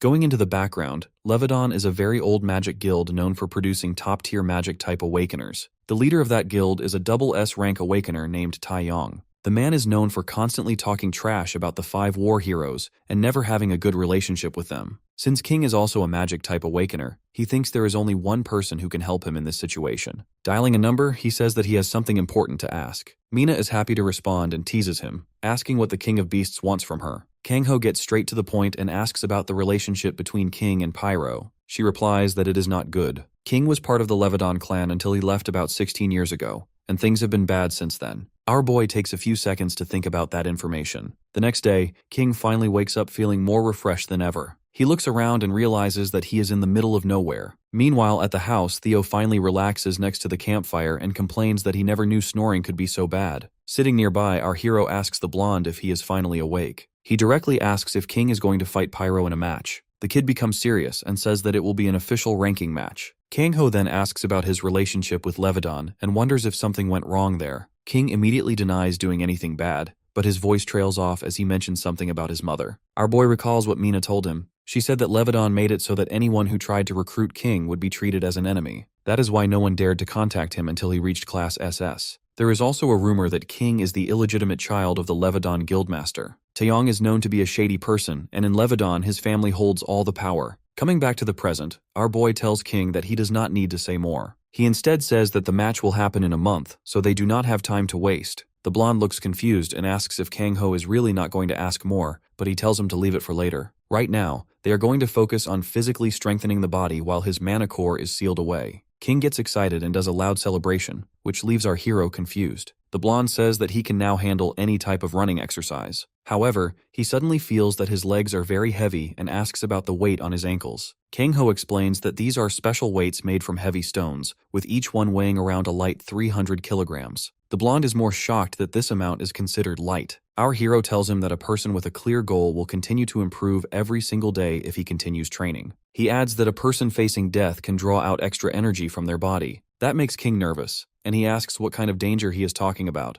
but he gets cut off by Mungchi growling at him. Our boy gives the saber tiger permission to chomp on the human the moment he stops, and the chase immediately begins. Our boy is impressed that even though his form is sloppy, the blonde still manages to run instead of slowing down at the start. He thinks to himself that once people learn the truth about Taeyong, they will be completely shocked. In preparation to face him, the special training is now fully in motion. The next day, King asks our hero about the new weights on his chest, arms, and even his legs. He wonders how many kilograms they are since he is sinking into the snow just by standing. Kang-ho simply tells him that knowing the number will only add more mental pressure on him. He then looks at Seola and tells her to get ready as well. The white furball gets surprised when her name is called, but then suddenly turns her head away as if she is offended. Our hero wonders what is going on with her. During the fight against Mother Crypt, Seola could not do anything, so now she is desperate for a fight. Because of that, all her built-up frustration made her crave Theo's demonic mana even more. That is why she is now training, using the same gear that Mungchi once used when he was younger. The saber tiger lets out a roar at them, and the two finally start moving while our hero reminds Mungchi to bite them the moment they slow down. He then opens the news article that Iron Fist King sent on his phone. Kang-ho keeps talking badly about the 5 heroes every chance he gets, calling them weak failures. Kang-ho tells himself that the guild master should use that energy to take care of his own members instead of doing this. As the sun finally sets, the 2 trainees finally return to the house, barely able to stand from exhaustion. King thanks our hero for the training, while Kang-ho looks at them and says he is impressed by their endurance. The 2 collapse to the ground while the blonde says that he would be nothing if he didn't have his resilience. King then asks what Theo is doing since he is missing. Our boy replies that he got irritated by the snoring and decided to sleep in the orchard. The 2 then share a drink, and King finally opens up,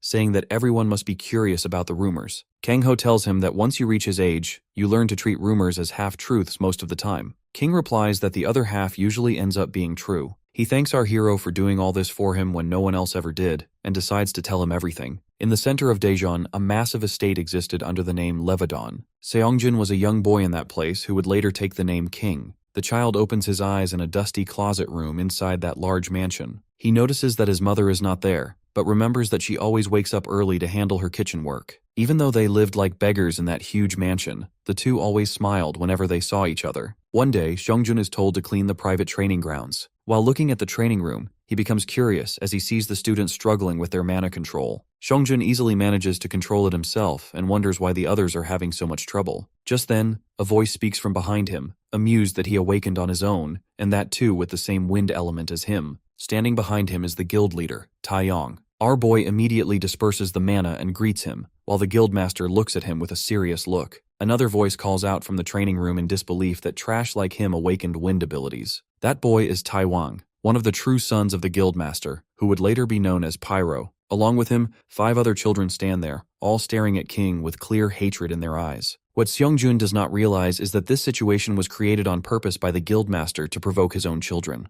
After that incident, Taewang begins to torture him, but King endures everything because he has a clear goal of becoming stronger. He wants to become a powerful awakened so he can give his mother a better life. Because of that, he tolerates everything that happens to him. However, that also makes it painstakingly clear that there is one thing he cannot tolerate at all. One day, he runs to the courtyard and sees the white-haired boy forcing dirty rice into his mother's mouth while complaining about stones in it. Seeing that happen in front of him, he loses all control and rushes forward to stop it. Taewang is too shocked to react as King uses his wind power to send him flying away. This makes Pyro furious, and he summons his fire magic, saying that they should settle this once and for all. He starts insulting King, saying that he is nothing but a mistake. King is too shocked to move, but at that moment, his mother runs forward to protect her child and takes the attack herself. After everything the two of them endured, he still could not give his mother the life he wanted. In her final moments, she looked at her son and apologized for everything. That is the incident that happened in Lebanon 16 years ago. After that, life continued as if nothing had happened, and the truth was buried. King was thrown out of the place where he spent his entire childhood. Coming back to the present, the blonde says that he later realized his mother never wanted any of that to happen. He continues that she was truly a kind person. He continues that Lebanon must have spread rumors so no one would take him in. So he went to disputed zones, lived in abandoned buildings, and hunted monsters to survive. In the end, he reached SS rank, and no one bothered him anymore. He repeats that neither he nor his mother did anything to deserve that fate. The blonde continues that he knows no one will believe him, but then passes out before he can say more. However, our boy responds that he believes him because he knows what kind of man Taeyong is. He tells the blonde to rest peacefully because he will not treat him badly or throw him away. When he was younger, King used to hate sleeping alone at night, so he watched videos on television. He remembers seeing a hero in them, a man wearing a yellow tracksuit who always defeated his enemies. No matter what happened, that man always smiled, even when things were not in his favor. Because of that, King also started smiling. Whenever he thought about his mother or when life became difficult, he kept smiling until he became stronger. Because of that belief, he reached SS rank on his own and became worthy of the title King. That night, King has a nightmare about his mother's death and wakes up screaming. After catching his breath, he checks his phone and sees that the ranking match is in 3 days. He then sits up, thinking that he had the same wretched dream again. At that moment, he remembers the hero he admired as a child and smiles again. Wearing his weighted vest once more, he steps out of the house and starts running, promising himself that he will keep smiling no matter how hard things get. Kang-ho casually catches up to him and says that his movements have improved compared to before. In comparison, King is more surprised that his master is simply walking and still keeping up with him. Our hero gets serious and says that the ranking match is very close now. Because of that, there is something they must do right away. He guesses that King is still affected by the past incident, and that is why he keeps having nightmares, which makes the blonde shocked. Trauma cannot stay buried forever since it will always find a way to surface. Coming to a stop, our boy says that no matter how skilled King is, he will lose if he does not overcome his trauma. The guy asks how they are supposed to do that, and Kang-ho gives a cold smile and says they need to beat it out of him. King gets nervous and asks why his master is squaring up all of a sudden. However, our hero reassures him that this method has a guaranteed success rate and prepares to throw a punch. That shocks the blonde even more as he realizes that a powerhouse like Kang-ho must have gone through something similar in his own past. He confirms that this is true and says that this is exactly how he dealt with it. Our boy then tells him to clench his teeth so they do not break and delivers a haymaker that sends him flying. Seeing that he is knocked out, Theo pokes him with a stick and wonders if that was too much. Kang-ho replies that the kid is tough and will wake up in no time, while Theo jokes that his loud snoring already proves the blonde's resilient nature. Our hero then points out that the demon has been using that snoring as an excuse to secretly train his mana. He asks if that is some kind of family technique. That surprises the demon, realizing that he was found out. All this time, Kango refrained from suppressing his mana, and the demon has been training seriously. What makes it more interesting is the method he is using, something that has never been done on Earth before. Theo has been refining his mana repeatedly until only its pure form remains, and this creates a noticeable difference. Our hero jokes that this must be why Ciola always wants to take a bite of that demonic energy, but hearing her name makes Theo alert and cautious. Kang-ho tells him not to worry since he will not take that mana away after all the effort, but he wants him to teach that method to someone else. Theo says he will consider it and confirms that it is indeed a secret clan technique. The demon then asks if it was during those late-night outings that Kang-ho noticed this, mentioning that he saw him leaving. Our hero confirms it and says he had some business to take care of, then asks if Theo remembers Daejeon. The demon immediately recalls it as the place where he first discovered bread. Kangho then asks if he sensed anything unusual there, especially demonic energy. However, the demon says he did not notice anything like that. Our boy then recalls his conversation with Mina, who said that the heirs of Levidan have not appeared in public at all for a long time. On top of that, the guild has seen an unusual increase in accidental deaths over the past year. After hearing that report, he checked the area multiple times but still could not find anything unusual, except for one detail. Taeyong stood out. It is already suspicious that someone like him is training students behind closed doors, but the rising number of deaths in the guild makes it worse. There is clearly something happening in Daejeon, but he cannot figure out exactly what it is. Meanwhile, King is still unconscious and trapped in the same nightmare. The moment of his mother's death keeps repeating in front of his eyes, while those mocking eyes keep staring at him. Hearing those insults again, he wonders if he is still afraid of that person. At that moment, a crack forms in the scene as our hero breaks through with a punch. He asks King what he is waiting for since he still has more hits to take. That completely shocks King as he realizes that there is something far more terrifying than that past memory. He wakes up in fear and shouts, asking why he is still getting hit. Meanwhile, his master is calmly teaching Theo how to use a phone. Noticing that the blonde is awake, he asks if they should continue training. Seeing the look in Kangho's eyes, King starts sweating and wonders if his master actually plans to kill him. He tries to move back, but before he can escape, he gets hit again. That day, King passed out around 15 times. That is how his trauma training begins, taking one heavy hit after another for the next 3 days. Finally, the day of the ranking match arrives. The arena is completely packed, and the audience keeps talking about why a double S rank is fighting an S rank. They wonder if the rumors about Levidan's family issues are true, that the blonde is indeed an illegitimate child. At that moment, Pyro and his team enter the arena. Decked out in expensive gear, the white-haired fighter raises his sword high. People begin whispering about the valuable artifacts he is wearing, which irritates him. However, the fourth son, Rune, warns him to be careful since everyone can hear him. But Pyro does not care, and calls them all weak trash. Instead, he is more focused on whether his opponent will even show up since King might have chickened out. Rune starts to question if they are really on the right path. Because their father always said talent is everything, it inflated Pyro's ego, and none of the brothers tried to stop him. With how things are going, Rune wonders if everything will turn out fine.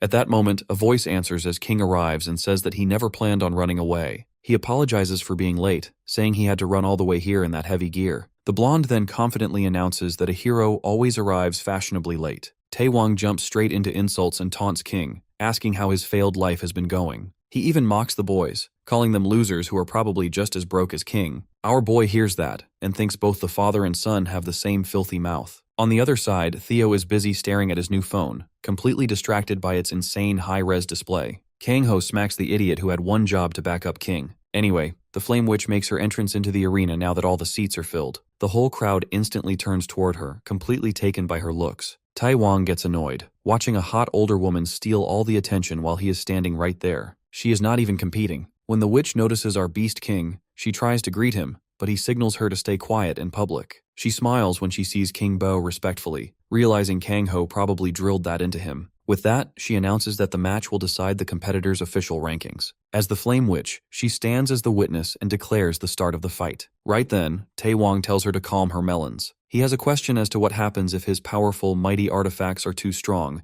and he accidentally unsubscribes King from life. Annoyed by his stupid question, she strongly warns him that killing with intent will be punished. That only makes the scumbag grin, happy that little accidents are not a problem. Observing the way he acts, he realizes the guy is planning to dress up a murder as an accident, so he decides to get serious. He says he appreciates his apprentice's dedication to training, and as a reward, he can finally take off his training weights. Suddenly, a loud crushing sound grabs everyone's attention. A thick metallic suit drops to the ground and cracks the arena tiles on impact. Taewong and his crew just stare, refusing to believe this clown actually ran all the way to the arena wearing that thing. Then, the blonde Rock Lee charges up, and his power shoots up fast. This is the first time he has used his magic since starting physical endurance training, and the difference is huge. He yells that he is practically throbbing with energy, like he could take off any second. Watching how badly he got ratioed by his rival makes that smug little rat grind his teeth. Unable to hold back, he swears he will crush King in front of the whole crowd. As the match officially begins, our boy wishes him luck and steps back. Theo, on the other hand, wishes the kid good luck trying not to die. Taewong opens with an overhead flame strike. King blocks it with his bare fists, which are reinforced with his wind magic. They pull back, then clash again. Still running his mouth, Taewong asks if King is ready to have his cheeks getting clapped on broadcast for everyone to see. And if he does not die, it is even worse since losing a ranking match kills your chances of landing any good jobs. Confident in his skills, he is convinced King's future ended the second they stepped into the arena. That pisses King off, who tells the idiot he has no clue what those 16 years on the streets were like. After his mother died, he did not sit around and mope feeling sorry for himself. He fought his way through thugs on the streets every single day. Because out there, strength is the only thing that matters. Compared to that, he calls Tai Wang nothing more than a pathetic nepo baby with zero real experience. Before he wrecks him though, King asks one last time why he hates him so much. Without hesitation, the man-child acts like the answer is obvious. He pours everything into his next strike and yells that being born an illegitimate waste of oxygen was King's biggest crime. King is caught off guard, but he still manages to block the hit. He goes for a kick to Tai Wang's core, but the young master jumps over it and thinks he has the upper hand. That move was a big mistake. King flips into a handstand and drives his foot straight into Tai Wang's liver. The entire crowd goes silent as the brutal hit sends the young master flying. Our hero feels a bit disappointed the fight is not over, since that should have dropped him for sure. Theo feels the same, but he knows those artifacts are overpowered enough to turn a finishing blow into something that barely stings. Blinged out in his artifacts, Tai Wang is furious after he got blasted away like Team Rocket. The embarrassment pushes his frustration to its limit, so he brings out his strongest fire skill. Seeing it for the first time, King is not sure how to deal with it. He reinforces his body with magic like usual, but the flames look like they will burn him to charcoal. Even Theo starts to worry for a second, while Kang Ho just stands there calm as ever. That's because he already pulled some money from the bank, anticipating a situation like this. Inside the firestorm, King starts to lose confidence he will survive the flames that feel just as terrifying as they did in his nightmares. But then he notices something is off. He wonders why he along with his weak barrier are not cooked. That is when he remembers the glove artifacts his master gave him. Kang Ho had already expected Tai Wang's artifact-boosted flames to be a problem, so he told King to wear them under his bandages. He was not about to let his apprentice lose just because he was too broke to afford proper gear. King almost tears up, realizing for the first time in his life that he is not fighting alone. Someone has his back. Still floating in the air, Tai Wang yells that it is time to end the fight. King fires back that he has been running his mouth the whole time, and his flames are trash compared to his master's brutal fists. The spoiled brat freezes when he realizes his strongest attack did not even leave a mark on King. Before he can process that, King closes the distance and lands a satisfying punch that snaps his jaw. Watching their boss get tossed around like a used tissue into a garbage bin, Tai Wang's brothers drop their jaws. Even the Flame Witch worries for a second that the young master might not walk away without permanent face damage. King stays relentless, refusing to give the poor guy a second to recover. He barely lands his kick before the heavily battered dude coughs up another mouthful of blood. Things get so entertaining that Theo pulls out his iPhone and starts recording the whole beatdown. Right as King grabs his victim by the collar and goes in for the finishing blow, a volley of powerful magic projectiles flies at him from behind. Their overwhelming aura sends a chill through him, and their speed leaves him no room to dodge. For a split second, he wonders if this is really how his story ends. The detonation covers the entire arena. When the dust settles, Tai Wang's battered body lies on one side of the arena. His meat riders rush over to check on him. Meanwhile, King finds Kang Ho standing beside him after shielding him from the deadly ambush. Turning around, he calls out the man behind the attack, asking if he is really so petty that he would stick his nose into a fight between kids. The man who walks into the arena is none other than Levidan leader Tae Yong. The guy does not look happy at all to see our hero and grinds his teeth the moment their eyes meet. Everyone in the arena is stunned to see the man known as the Wind Lord for his unmatched mastery of wind magic. They are surprised because the guild leader supposedly locked himself away for training. Even more shocking is the fact that Kang Ho survives the Wind Lord's attack head-on. A voice suddenly speaks up, wondering if Kang Ho might actually be the Beast King, one of the 5 war heroes. His ridiculously young and handsome appearance makes that hard to believe. Tae-hoon becomes nervous because their father hates the 5 heroes with a passion. Now one of the very heroes he always accused of stealing his glory and money stands right in front of him. Tae-yong has always told his sons that those so-called heroes even got his twin brother Junseok killed just so they could claim a bigger share of the rewards. Looking at the broken state of his most capable son, the guild leader's irritation grows stronger. He asks our hero if forcing his youngest son King into debt was just another one of his shady schemes. Kang Ho replies that all he did was train the kid and rough him up for a few days, which is technically the truth. Watching how much King has grown, Tae-yong notices the markings on his gloves. The man's eyes go wide in disbelief and he realizes those are the constellation gauntlets. Never in his wildest dreams does he expect his brother's gauntlets to end up in Kang Ho's hands. He asks the hero if he has kept them ever since the war. Kang Ho calmly replies that he has merely been looking after them. That answer only makes the guild leader even more furious. The absolute nerve of the man he believes murdered his brother now claiming he was taking care of the gauntlets. as if Junsok will return to Earth like Jesus. The pressure from his raging windstorm overwhelms King. Our hero acknowledges how much Taeyong has improved, but he has no time to waste on admiring him. Drawing his aura blade, he closes the distance near instantly. While the guild leader stares death in the eyes, Kang-ho reminds him that his victim mentality has not changed a bit after all these years. His face is just as punchable now as it was back then. Taeyong's sons can only watch in disbelief as the father they respect so much gets folded within seconds. Our protagonist warns the old man that he better clean up his hater campaign. Freedom of speech is one thing, but non-stop yapping from a fool like him is unacceptable. The guild leader answers with a smirk and asks if Kang-ho intends to become King's guardian. Kang-ho replies that the decision depends on King himself and whether he wants to keep fighting or surrender. Left with no other option, the Leviton leader orders his sons to withdraw. Hearing that, Tae-hoon respectfully addresses King, leaving the guy totally caught off guard. The green-haired son apologizes for everything he has done. Getting a genuine apology for the first time in his life, King has no clue how he should respond. Kang-ho speaks up instead. He refuses to let the leader of Leviton walk away after attempting to murder King in the middle of an official ranking match. Surprisingly, the Flame Witch adds that the association will officially register the incident as well. That really gets under the guild leader's skin, so he throws over a gold ring and a silver ring. Even though it pains him to part with them, he considers the rings valuable enough to make up for his actions. Our hero accepts the compensation and says he hopes Taeyong makes up for everything by living a better life. With that settled, the Flame Witch officially declares King the winner of the ranking match. That victory becomes the first major win of King's life. But deep down, nothing compares to the happiness of finally having someone who stands up for him when he needs it most. His master and Theo invite him to a bakery to celebrate the win with a snack. Tears of joy roll down his face as he follows the two people who genuinely care about him. Meanwhile, on a barren battlefield, Junsuk asks his partner for one favor. The guy keeps chugging his drink and ignores the dude, making it obvious he does not want to hear a word. His friend who resembles Junsuk says it anyway. If the worst comes to pass, he wants to die by his partner's hand.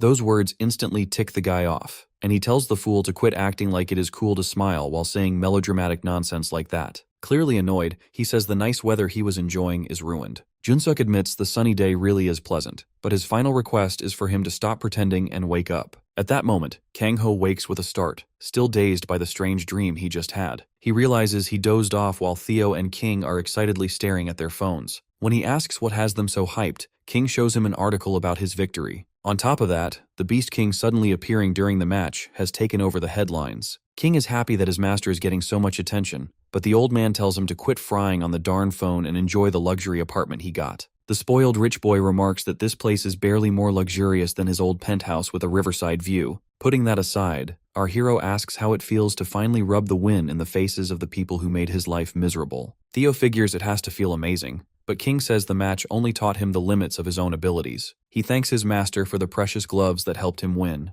Then he respectfully bows and tries to hand them back because he believes he is not worthy of wearing them. He says that not only the Wind Lord, but even the Flame Witch would still defeat him. His humble attitude leaves Theo speechless. Meanwhile, Kang-ho praises him for those words. As a reward, he tosses the gold and silver rings toward King. The young man instantly senses the powerful aura coming from both items. His master explains they are the compensation Taeyong paid because he valued those treasures as much as King's life. Instead of feeling happy, King grits his teeth, clenches his fists, and quietly says he is still not worthy. He lives in the same era as legendary heroes, so he knows he only has two choices. He can complain his whole life or train harder until he reaches their level. Burning with determination, he promises Kang-ho that one day his life will be worth far more than just 2 rings. Deep inside, he vows to become strong enough to dominate the world just like his sensei. Right then, King's phone rings, so he picks up a call from Nappa Guild's vice master. Acting like an absolute savage, he tells the guild leader he has no time if the call is only to congratulate him or glaze him up. The Nappa Guild's vice master quickly explains that they urgently need King's help because a major incident has just happened.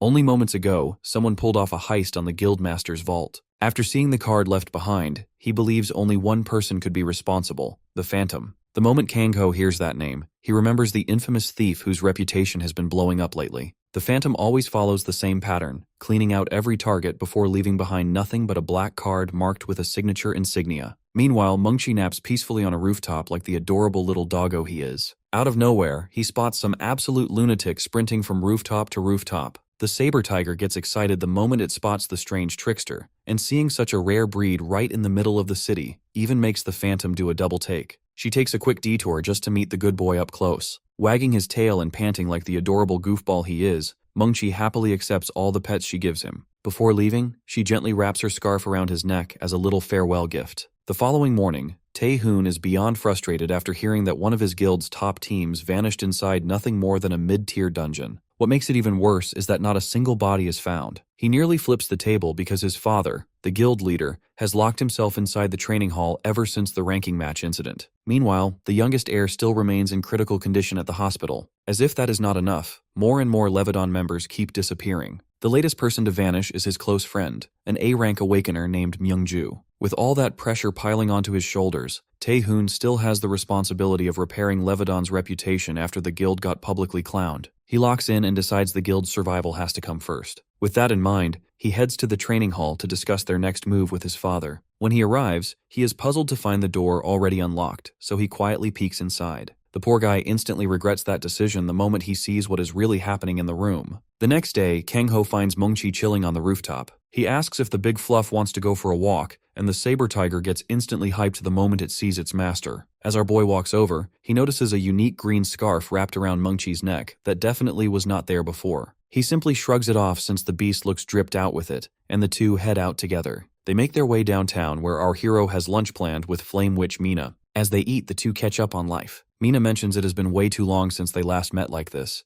and says they should make time for these meetups more often. She admits these little breaks are a welcome escape from her hectic schedule. The witch grumbles that she wants to ditch her title and position already so she can finally enjoy a peaceful life. My guy looks at her and says she seems pretty fine, which instantly hits a nerve. She fires back that she is getting older and desperately needs a break before this job finishes her off. The conversation shifts to Phantom, and why none of the thief's crimes have appeared in the news. Mina explains that even though the vaults of the big three guilds have all been robbed, there are 3 reasons everyone stays quiet. The first is the guild's pride because news of the robberies would wreck their reputation. The second is that the Phantom is just built different. They always leave behind no discernible clues except a calling card. Lastly, every stolen item was obtained through shady means, so bringing them up publicly would only make people ask questions the guilds would rather avoid. Our protagonist agrees that it makes perfect sense why everything has stayed under wraps. Mina grabs her head in frustration and complains that the guilds are tearing the city apart trying to hunt Phantom down. She says the public's growing fear has landed squarely on her shoulders, while she is still dealing with the Leviton mess. Kang-ho tries to calm her down and asks how things are going with Leviton. He remembers facing Tai-yong in the arena, and noticing the guildmaster looked even younger than he did when the war ended. His partner replies that she does not know much about the guild's current situation, and that these days only Kang-ho seems to be the one making headlines publicly. However, it seems Tai-yong is not exactly a big name either since he entered secluded training after returning as the only survivor of the Antares raid. The Flame Witch feels bad for Leviton's vice guildmaster, because his life must be a complete nightmare after their embarrassing loss against King. Just then, new alerts pop up on her phone, and she reluctantly gets up to handle her responsibilities. She says goodbye to Kang-ho before leaving. After seeing Mina off, he and Seola head back to where Mengqi is waiting for them in a nearby alley. As our boy walks through the crowd of people, one person catches his attention while passing by. A woman with her face hidden behind an umbrella and a green scarf, matching the one around his saber tiger's neck, walks past him. Distracted by the rain and his thoughts about Kang, he does not pay much attention, but he does wonder why it looks exactly like Mengqi's scarf. The woman crosses into the alley where our hero's beast is waiting, and the saber tiger instantly recognizes her. She gives it a small smirk before raising a finger to her lips, silently telling it to keep quiet. Meanwhile, back at King's apartment, Theo prepares to teach him the secret method for concentrating mana. King seems unsure about the whole thing and treats it like some weird joke, but his master assures him that the technique is actually useful. Kang then asks the demon why he suddenly decided to share the method with outsiders. The blonde guy answers for the demon, explaining that he felt embarrassed walking around with an SS rank while lacking the skills to properly support that title. So Demon Sensei focuses his mana between his hands and tells his student to copy him. In the background, our hero pours himself a drink and looks out from the penthouse window toward the parking lot below. There, he notices a sports car stopping in front of the building, and Tai-hoon steps out. The Vice Guildmaster asks someone if this is the place where King is staying before making his way toward the penthouse. He warns his 2 roommates about the unexpected guest and tells them to pause their training for now. A few minutes later, Tae-hoon sits on the sofa across from his younger brother. King is curious how he found his place, and he replies that it isn't difficult to find people when you have connections like him. The blondie asks him what he wants, which makes his guest go silent. Tae-hoon thinks in his mind about how he can ask him for help after all the bullying and suffering he made him go through for those years as a child. He remembers how he used to ignore it when Tae-wong used to beat up King just so he could keep himself at peace. Thinking he has no right to ask for help,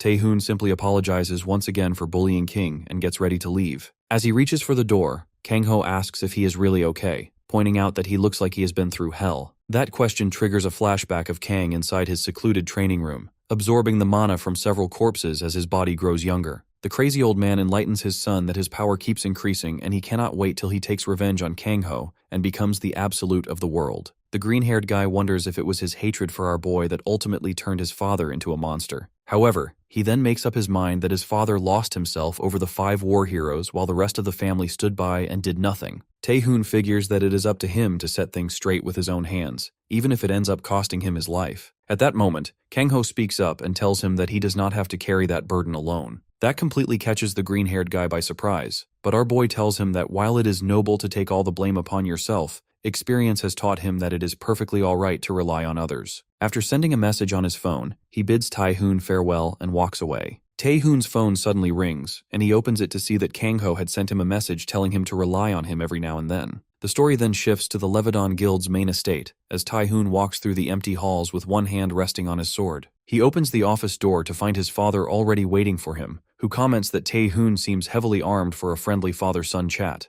The man starts leaking an evil aura and asks if his son actually plans to go against his own daddy. The green-haired guy demands to know what exactly he did to become so young again, but his father wonders if he is talking about the number of sacrifices. Tae-hoon notices the glowing black stone and realizes that this sinister energy must be the reason behind his miraculous de-aging. Tae-yong proudly reveals that this marks the coming of a brand new world. The son cannot believe that his father would stoop this low, but Tae-yong simply reminds him that power triumphs over everything. Tae-hoon accuses him of murdering everyone close to him, but his father shamelessly gaslights him, claiming they were nothing more than spare parts. He then announces that the era of the 5 war heroes is finally coming to an end, and he alone will create a brand new world for himself. Tae-hoon prepares for battle while thinking that he may be weak, but he will still fight to the death no matter what. Tae-yong does not take his words seriously in the slightest and simply snaps his fingers, which triggers a massive explosion. The green-haired guy barely manages to dodge the blast as he flies high into the air. Looking around, he realizes the area is far too populated and figures he somehow has to lure his father toward the mountains. After several minutes of flying, he lands in an open field and decides that this place should be far safer and finds it oddly ironic that it has started raining. Tae-hoon closes his eyes and begins charging up his awakened ability, while his father slowly aura farms his way toward him, wondering where the hell his son suddenly found the audacity to challenge him. Tae-yong claims that he loved Tae-hoon just as much as his youngest son, who, unlike him, would have gladly stood by his father's side. The green-haired guy realizes there is no saving his father anymore and launches a barrage of massive water spears straight at him. However, Tae-yong effortlessly dispels the entire attack in an instant, which leaves Tae-hoon completely flabbergasted. Tae-yong tells him that he has clearly forgotten who his daddy is before beginning to charge up his own ability. The man unleashes a gigantic tornado that rushes directly toward Tae-hoon, but it is instantly split apart by a single swing of his sword. Tae-yong refuses to let up and immediately summons another enormous tornado and completely engulfs Tae-hoon inside it. The green-haired guy struggles to breathe as the air is violently sucked away while his father mocks him, claiming that the strong will always take from the weak as he throws more shade at the 5 war heroes. He ridicules Tae-hoon for trying to protect the weak when absolute strength is all that truly matters. Moments later, Tae-hoon is blasted backward and crashes onto the ground while barely conscious. His father asks whether he has finally changed his mind, but the green-haired guy painfully forces himself back to his feet and once again points his sword forward. That only irritates Tae-yong even more as he remarks that he can always make another son before preparing to finish him off. He activates a forbidden technique that begins draining the mana directly from Tae-hoon's body. Unable to resist, Tae-hoon wonders if this is finally the end and whether this is where he dies. However, at that very moment, a beam of light descends onto the battlefield as Kang-ho drops from the sky and instantly shatters the mana-draining spell. Tae-hoon is blown away by the shockwave but is even more shocked that our hero actually came to save him. Kang-ho explains that once you reach his age, you develop a certain sixth sense that tells you whenever someone is about to get themselves yeeted out of existence. That is exactly why he had been quietly keeping an eye on the situation, because protecting the younger generation is simply what adults are supposed to do. Turning toward his opponent, Kang-ho asks whether Tae-yong agrees with that. However, the Leviton Guild leader's mind has already been completely consumed, and all he can think about is revenge. Kang-ho realizes that the real Tae-yong is already gone, and there is no turning back from what is about to happen next. Tae-hoon kneels in front of our hero and asks him to deal with the situation. Kang-ho approaches the guildmaster and says he is disappointed that the man chose to rely on forbidden power. Looking at the stone embedded in Kang's chest, Bro realizes it is the eternal crystal, similar to the one he obtained from the plant monster. He figures out that the Wind Lord was never strong enough to control the crystal's power and ended up getting consumed by it instead. Taeyong argues that calling his power forbidden was just an excuse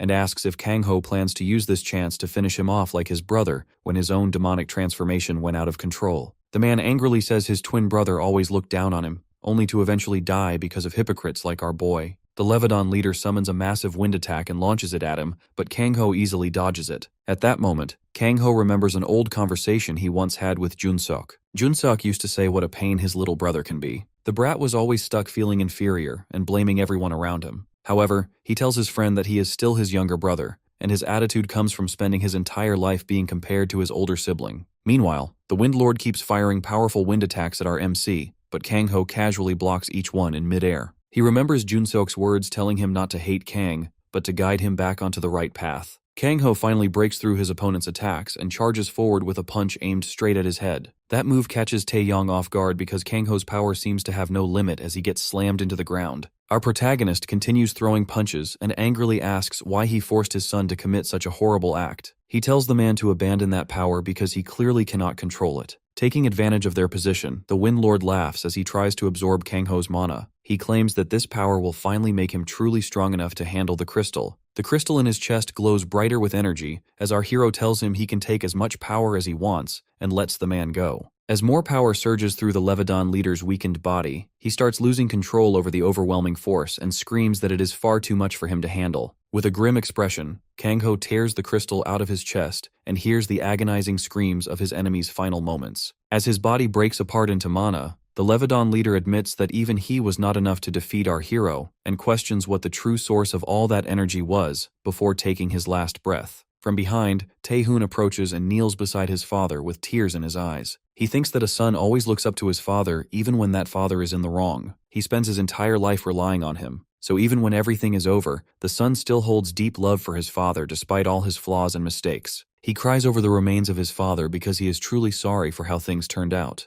Standing beside him, Kangho watches with a heavy heart. He decides that if the boy ever asks, he will explain everything about their past so they can learn from it and make sure such an event can be avoided again. Back at the penthouse, our boy sits hunched over with a gloomy expression. Seola walks up from behind him and asks if he is hurt. Mungchi appears as well, and both his pets move in to cuddle and comfort their master. Theo tells his flatmate that the crystal he obtained is similar to the one Baal used to absorb the power of all the demons. The man asks Theo if Baal took anything besides his powers, but he only explains that he got rid of his familiars and absorbed all of his demonic energy. He says that the bastard needed power to ascend to a higher world. That requires the power of some demonic sea. Kangho wonders whether the demon was after something else besides that. He pushes that thought aside and asks where King is, just as the boy appears all suited up and ready to move. He explains that an urgent call came from Nappa Guild, who are currently chasing down Phantom. Outside of Seoul, Phantom leaps off a building and swings from a telephone wire to reach a nearby rooftop. She desperately tries to escape the bounty hunters sent after her by the Nappa Guild. The thief hides behind a building to catch her breath and looks down at the bleeding wound on her thigh, annoyed that the injury keeps draining away her remaining strength. Nearby, the bounty hunters rush toward her location while searching every corner and talking about the massive bounty the guild placed on her head.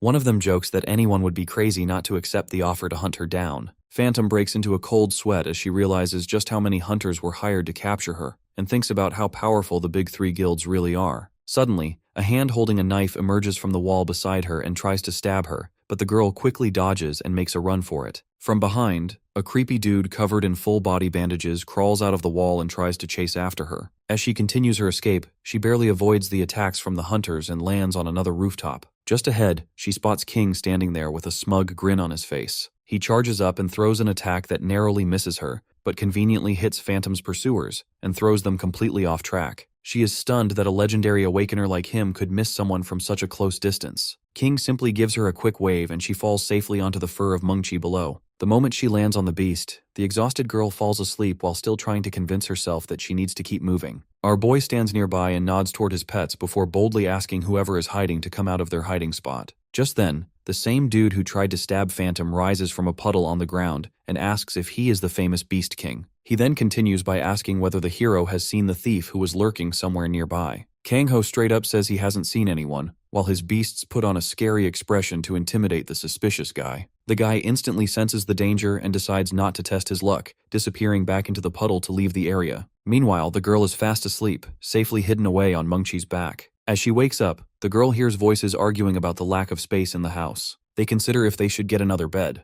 She thinks about how annoying these dudes are and wonders if they might punish her for all the crimes she committed. She also questions who this strange trio is and why they are making such a huge commotion in the first place. As the noisy conversation continues, she realizes they still have not noticed that she is awake. That gives her a chance to escape. However, when she opens her eyes, Phantom realizes she is no longer wearing her suit and is lying on a bed with Seolwa sleeping peacefully on her stomach. The fox wakes up and notices their guest, trying to stay quiet, but our boys sense her presence right away. The girl puts on a friendly act and greets King and Kangho, which makes our hero realize that almost everyone recognizes him after his clash with Taeyong in the arena. She asks what they plan to do with her after saving her, and our boy explains that they did not have any plans to begin with because it was all the blonde guy's idea. He explains that Nappa placed a massive bounty on her head, and she could have ended up in serious trouble if they had not stepped in. The MC points out that since she targeted all the big vaults, the guilds want to make an example out of her, but they are also using the situation to hide their own corruption. King understands that while she should face consequences for her crimes, killing her would be going too far, so they decided to interfere and save her. The boy notices that his boss referred to them as a team, and his eyes light up with excitement. Our hero then asks the girl why she was committing these robberies in the first place, especially since she is a druid. He explains to everyone that druids are a rare group connected closely with spirits and gain their power from nature. He says that her kind would normally never involve themselves with such shady business, yet someone like her was still attacking the 3 biggest guilds and risking her life for it. Phantom asks if she will be spared if she tells them the truth, and Kangho replies that she was never going to be punished from the start. He reassures her that if they truly wanted to end things, they could have done so long before now. Theo tells her that the door is unlocked and she can leave whenever she wants. This somehow sends the autistic conversation into a completely different direction about door locks, losing the point at hand. Annoyed, the girl wonders why they ask their own question if they do not even want to hear the answer. She covers her ears to save her last surviving brain cells. Phantom properly explains that she was targeted because of her clan's treasure. Kangho realizes that the Nappa Guild must have held some kind of druid treasurer. The girl adds that just last summer, right when Nappa was prepping for their raid, they came to ask her clan for assistance in exchange for a specific item in the dungeon. King chimes in and confirms that the guild went back on its words. He was able to peek into the guild's documents and discovered their long list of scams, making him regret his time with them. Kangho internalizes that this is the moment the boy is understanding how this world truly works. The disappointment is just the start to the cold reality. But in a way, our guy is proud of the direction King is headed. Now that Phantom's explained her part, she wants to leave. Our guy even points her to the direction where she should head out alongside her clothes. While she's wearing them again, the druid is suddenly hit with the realization that someone must have taken her clothes off her body. The tiny fluffball is unhappy to see her go. Phantom asks about Seola's details. Kangho explains that the little thing is a subspecies, evident by her twin tails. He asks about her suspicions and discovers that among the druid clans, there's a famous legend about this subspecies. Her clan shares a rich history of legends for this creature. For example, there's the legend of the 4-tailed fox that managed to disperse a disaster, while in the north, it is rumored that the fox turned into a human and lived in harmony with the villagers. The most famous legend of all concerns the 5-tailed fox, who opened a gateway to another dimension and disappeared. Kangho connects the dots and remembers Johanna mentioning the same legend,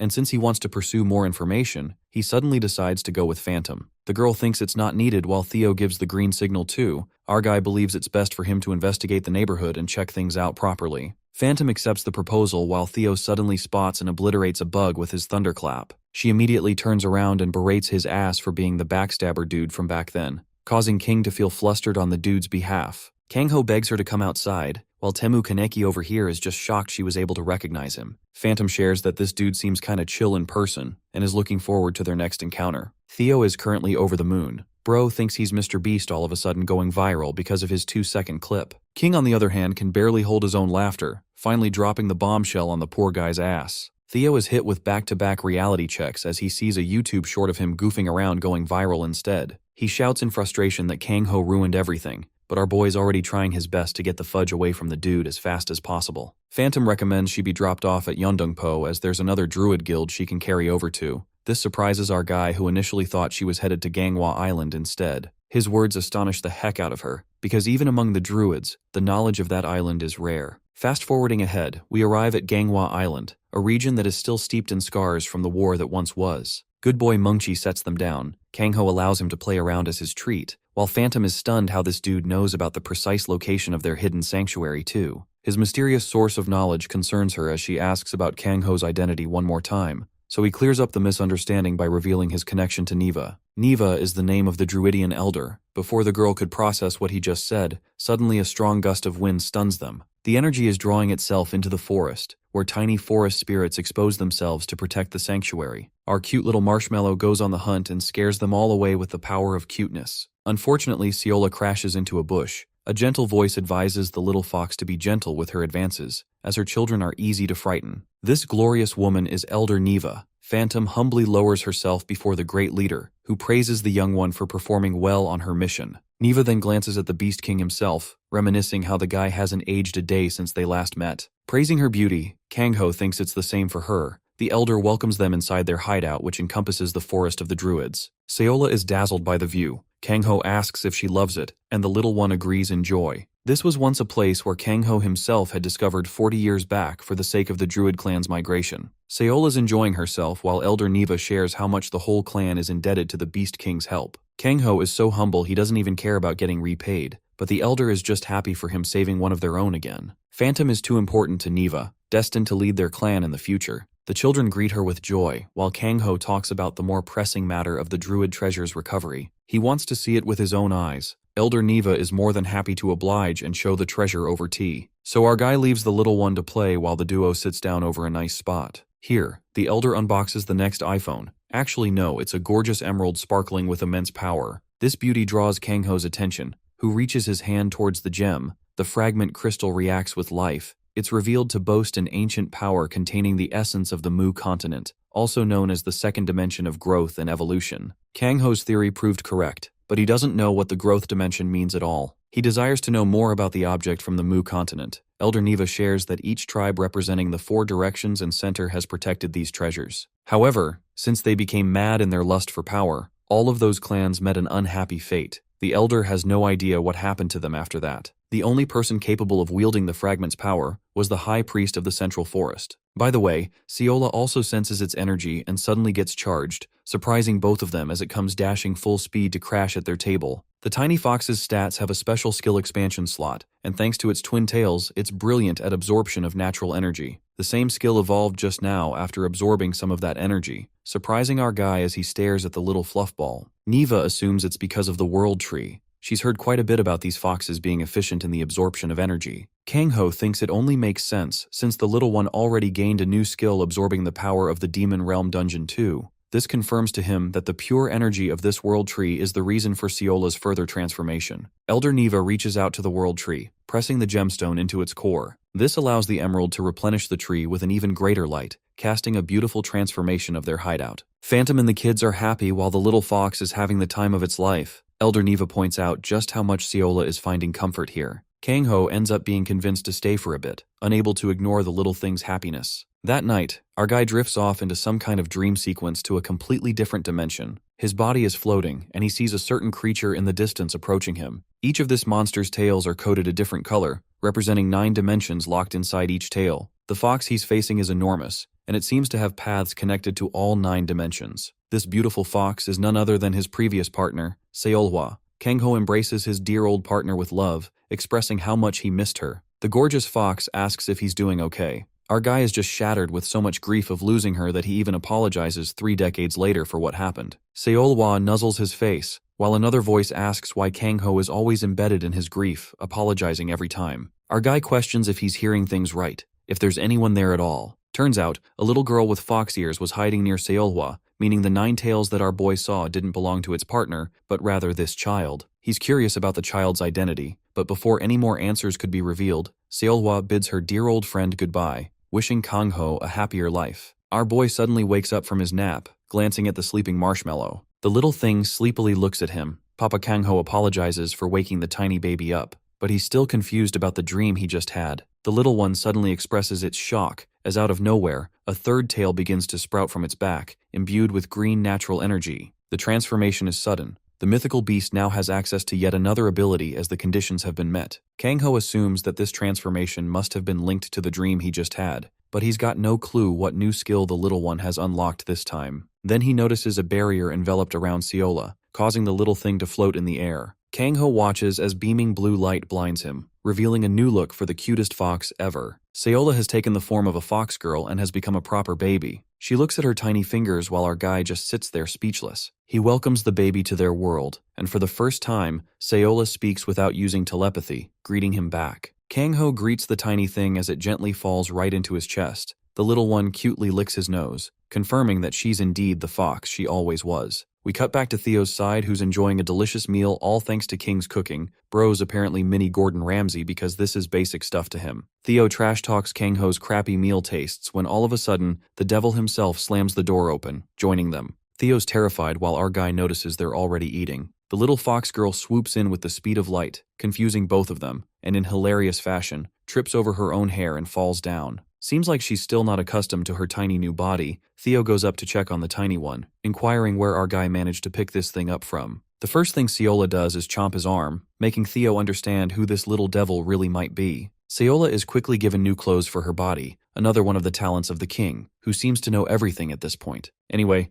Bro posted Kang-ho alongside the cute fox girl on the website. Theo's also having his fair share of fun taking pictures. The naughty fox girl snatches the meat, earning another cute little photo that goes straight into the post. Kang-ho is impressed with how fast the children of this era post photos online. He admires how cute the little one looks, eating to her delight. King teases him for being a doting father, when suddenly they both receive a new test for the first quarter Awakener test. Apparently several people are open to achieving the double S rank level. Awakener tests are held 4 times a year in each quarter. Ranks are determined by merits which account for several factors. Sparring matches are also conducted between Awakeners, and if you look really close in the background, you can spot Rock Lee from Naruto and Paul Phoenix from Tekken dueling it out. Anyway, King's looking forward to training his balls off to win against the newbies. Theo's chilling and entertaining idea of joining as well. This surprises them, but Theo is curious if he's eligible to enter in the competition too. Our boy doesn't quite get his intentions and finds him suspicious. Theo acts like he's got nothing schemed, but in his head, he has a whole different problem to worry about. It's noted that he was ranked 4th in the demonic realm,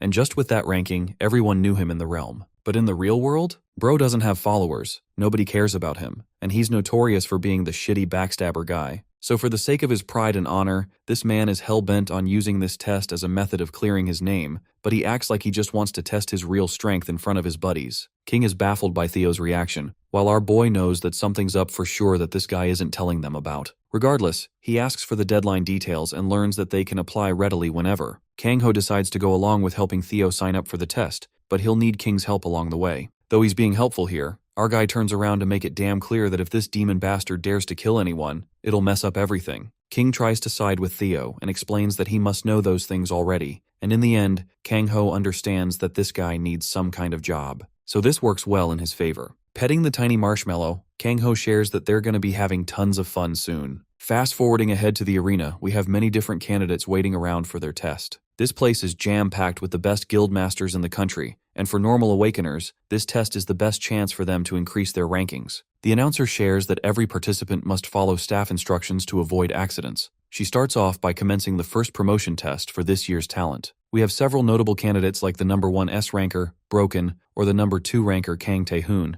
There's also Fort, the newest star climbing the rankings. Chulbe watches with great anticipation of his prize student's performance. The old bastard is still having a hard time believing that the little fox ended up transforming into a cute lady. Kang-ho is sitting in this guy's office, agreeing that he's also adjusting to this change. He's also confused about how toys are being sold in front of the arena, which just seems strange. Without explaining much, Chulbe asks about the newcomer Theo who Kang-ho has brought with him. The MC confirms this, suddenly forgetting about the nickname they assigned him. Sayola reacts to his arrival, Theo looking all dripped up in his suit, making fun of the other contestants in the arena. One ugly guy looks at the dude dressed in a nice suit and assumes that this must be an arrogant idiot, so he targets Theo directly and charges at him, thinking it's going to be an easy kill. King warns the fellow to watch out, stunning the bald head that even this guy is rooting for the dude in the suit. King emphasizes Theo not to kill, and well, if you're hearing someone beg your opponent not to kill you, you're basically cooked. The guy assures everyone that he'll play easy, activating familiar summoning and casting a veil of shadows in the arena. Instead of unleashing an army Sung Jinwoo style, all he does is bring out one bonehead onto the battlefield. Chulbe is baffled by this move, while Theo commands his father to attack and show the might of the Italug family. With the bonehead on the offensive, Kang-ho is wondering what's to come next. The skeleton disappears into ashes out of the blue, confusing the fatty, and then comes the first jawbreaker kick straight across the guy's face. Apparently the bonehead went invisible and then popped right into existence again. It downs the opponent in one hit, Theo laughs in the faces of everyone daring to underestimate his family's might. Chulbi is fascinated by this new guy that our boy brought.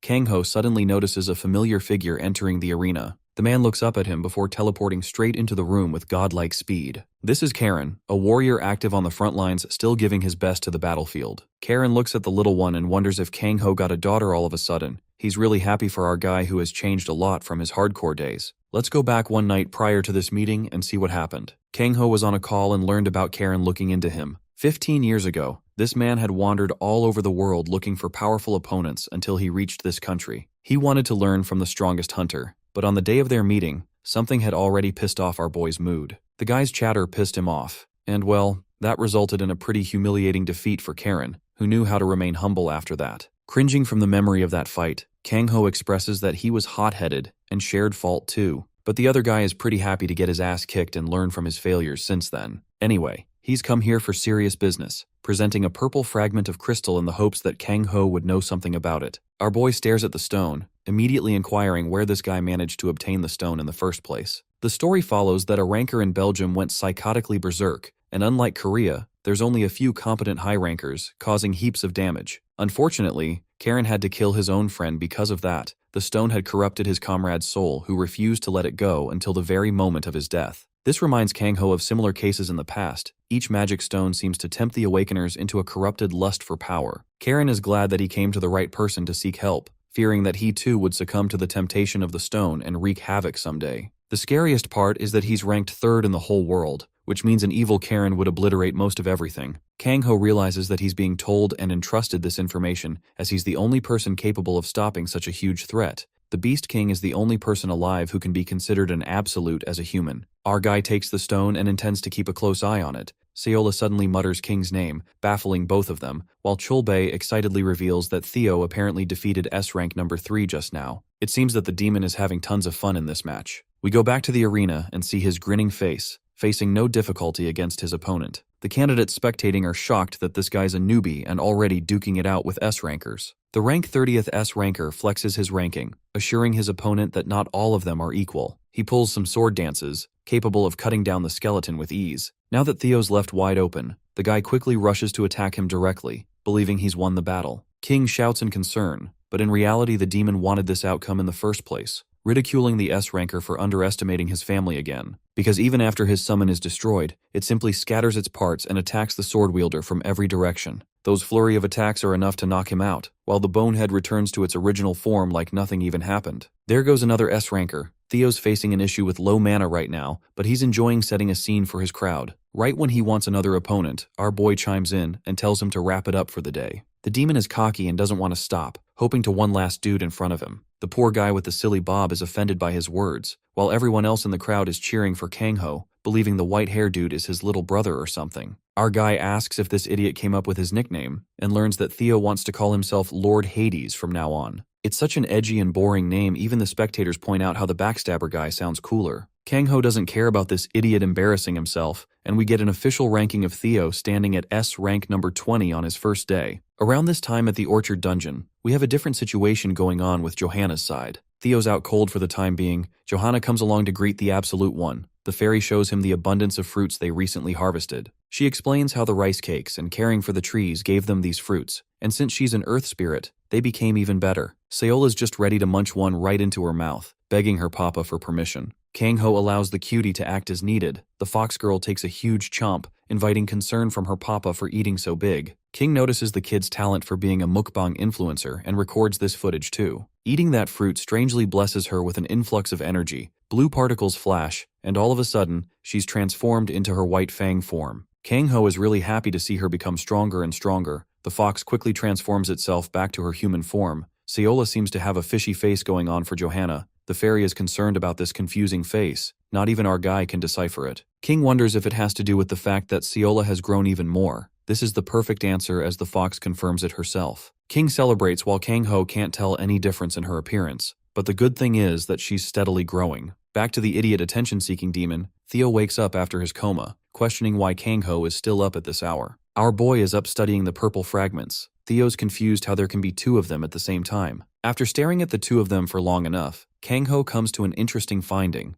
The two are resonating with each other's energies, melding into one right when he didn't expect them. He's pulled into a hellish sequence connecting him to another dimension that isn't Earth. This place is the definition of death and destruction. A defeated figure calls out to Baal, questioning why he's obsessed with power. Kang-ho realizes that he's currently connected to the perspective of Baal himself, who secured the crystal in his hand and demanded to know who would dare spy on him. Kang-ho snaps out of the sequence because of Theo yelling his name. Our guy has absolutely no idea how he managed to connect with Baal, but he could at least catch a glimpse of his face from the crystal's reflection. Remember those split crystals? Kang-ho looks down again and finds them seamlessly in one piece. And yes, the one piece is real. The power of the crystal is strange, but interestingly it doesn't tempt the demon in any way. Theo's father always praised their family's legacy of resisting temptation, and that if Theo got stronger, then someday he would receive a secret treasure without hassle. Anyway, what's curious about the demon is how an ordinary human like Kang-ho can resist the temptation. Our boy internalizes that perhaps it's because some kind of unknown power is dwelling deep within his body. He plays around with his energy, blending it in with the stone, causing the ground to shake all of a sudden. It almost seemed like an earthquake, but seconds after, nothing happened. Kang-ho explains that King already left for Nappa for an important matter.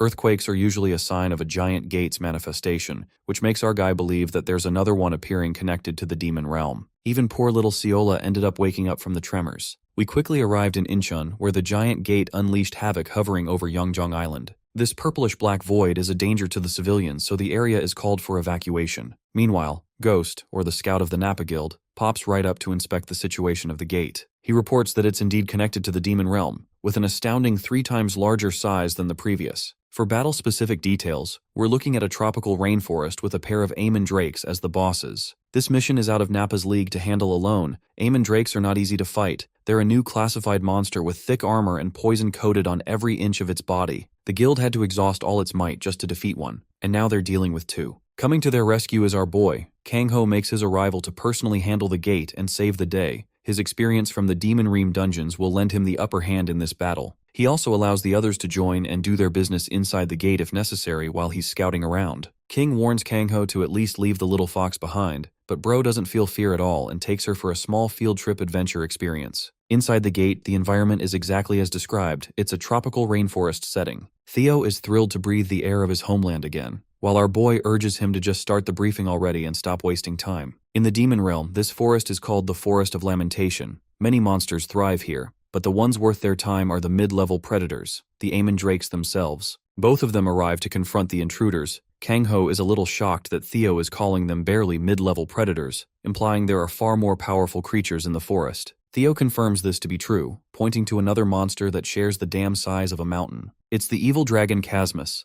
a colossal creature and the master of the forest, known as the King of the Earth Dragons. Kang-ho's worried if the big guy can fly, but luckily Earth Dragons don't have that liberty. Instead, they're powerhouses who can crush anything in their path. I mean, I want you guys to look at the sheer size of this Goliath, but the craziest part is how the beast literally grew wings out of nowhere, stunning even Theo with this abnormal transformation. The enormous dragon takes itself to the skies, powered by some sort of purple crystal embedded in its chest. This is the eternal crystal that forced the creature to undergo a transformation. Seola is impressed with this big guy and wants to challenge it in her fox form, expressing her desire to her papa. Our guy's a little freaked out by how aggressive this little girl is against every powerful opponent. As for the 2 Amon Drakes, they're another problem to take care about. Kang-ho hands Theo the artifact that he lent King the previous time. The demon is tasked to handle the Drakes who are currently raving the forest, just to get to them. Both make contact but don't hit anything as Kang-ho and Theo soar into the skies. The demon is stunned how his mana capacity just shot up 100 times wearing the artifact. With one side covered, Kang-ho wishes for Seola to assist him in his fight against the enormous Earth Drake. The mountain-sized beast has a special skill called Bomb Beetle and extremely high defense that needs to be penetrated. Back to Theo. The guy's using his skeleton summon to play with the pair of drakes, both creatures ready to run the fade. Kang-ho takes up to the skies, emphasizing how little Seola is going to face her first tough opponent. By the way, even though these two are making the front lines, the rest of the guilds managed to form an alliance to invade the dungeon and help out with 200 men. King led them while increasing his reputation,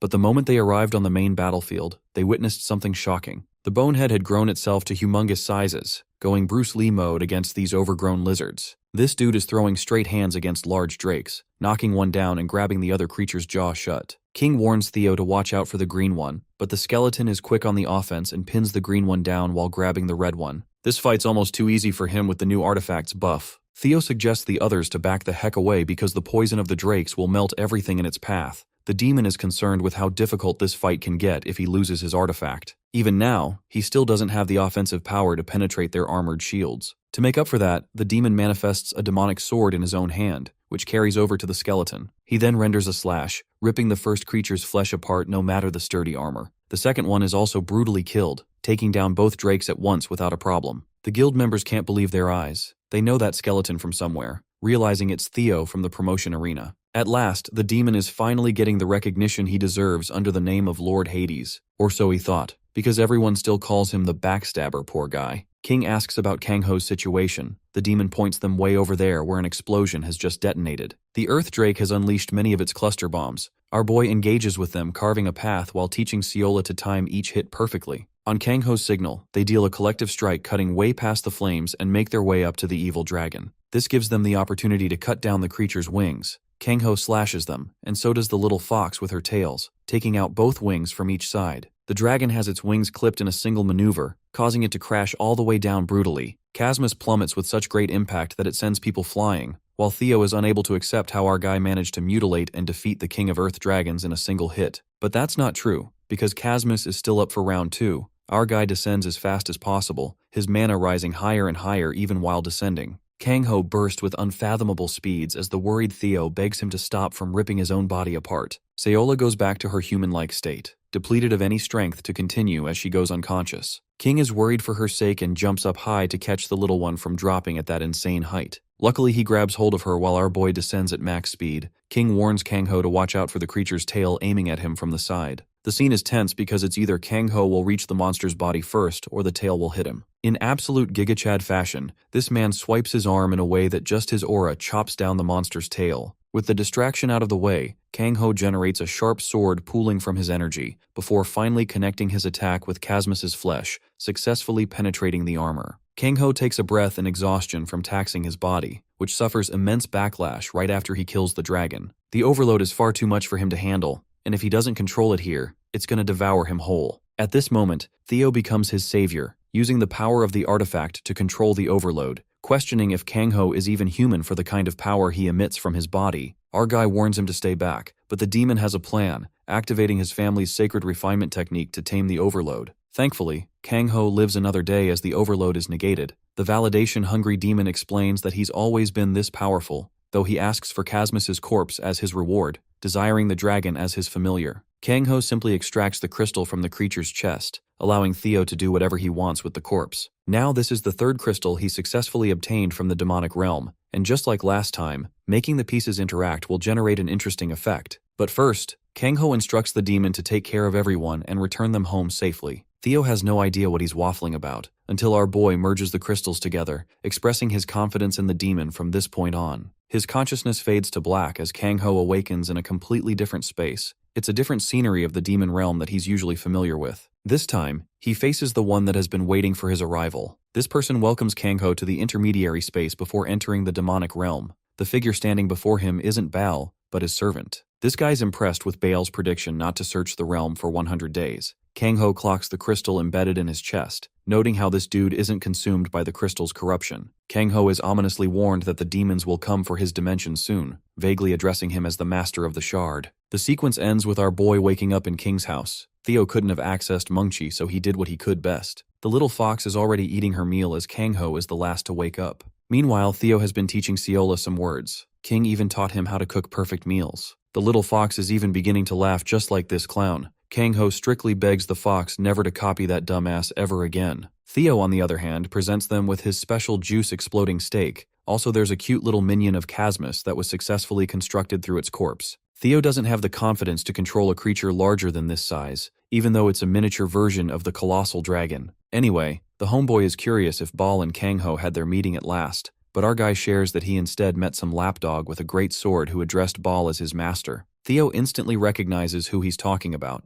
This person is Atta Kalita Nagaris, ranked second in the realm, and the loyal servant of his leader. Compared to Theo's own prime, this guy's one of the opponents that he could never even dream of defeating. Survival is the only way out in a fight like that. Theo puts Kalitan's skills comparable to Kangho's own magical prowess. At the same time, there is one prominent weakness that the human has that the demon does not. Kangho realizes that it must be the limitations of his physical body, which Theo confirms is the case. He doesn't want our boy to get cocky and get slammed into the concrete. Theo thinks that there's no need to fight those monsters, until our guy reveals that Bale and his servant are actually planning to cross over to their world over and over. It's concerning to Theo how they manage to find holes to invade Earth over and over, while Kangho assumes that there has to be some sort of loophole or catalyst allowing the demons to enter Korea of all places. Looking back on how he obtained his mysterious abilities to read crystals, Kangho connects the dots of his ageless youth and tremendous magic, believing it's time for him to finally uncover the secrets of his powers at last. We move along with Theo firing up his skeletal minions to work on the cabin.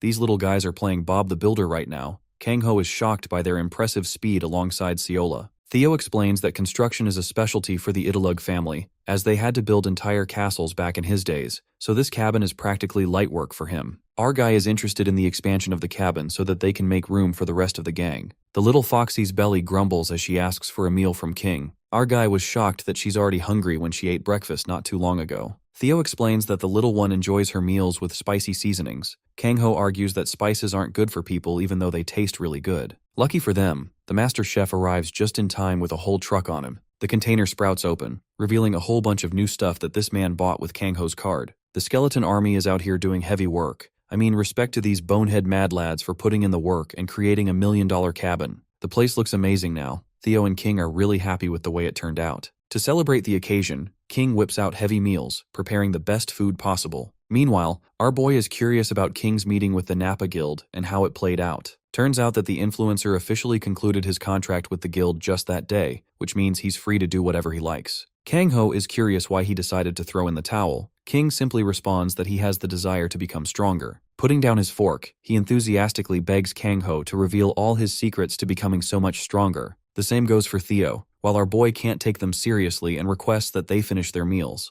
Life has changed for him. Kangho was all alone, but now he's surrounded by a lively team, even the little Foxy. The cabin is close to his heart and has become his new home. At that moment, our guy detects a presence behind the door and tells this person to come out already. The girl is caught and praises the new look of the cabin. It's the druid Phantom, who really wishes to discuss something urgent. The matter pertains to Kangho. Elder Neva wants to see him as soon as possible. Realizing that this is actually serious, our guy sets off immediately with Mungchi while Phantom rides on her badass bike. They arrive at the sanctuary, the same place as last time. Little Seola turns into her fox state automatically to her own surprise. She doesn't know what triggered her transformation. Meanwhile, our boy stares up in confusion, sensing that the whole forest is brimming with unfathomable energy from the water of life, which means the blooming process is about to begin. Elder Neva arrives at the scene and shares that ever since Kangho stepped foot in the sanctuary, the vital force has grown exponentially. Both of them theorize that it's got something to do with the green jewel. Neva apologizes for abruptly summoning him like this, but she fears the worst and needs his help in case something goes south. Kangho assures her that things are okay and tasks his cute familiar to be one guard.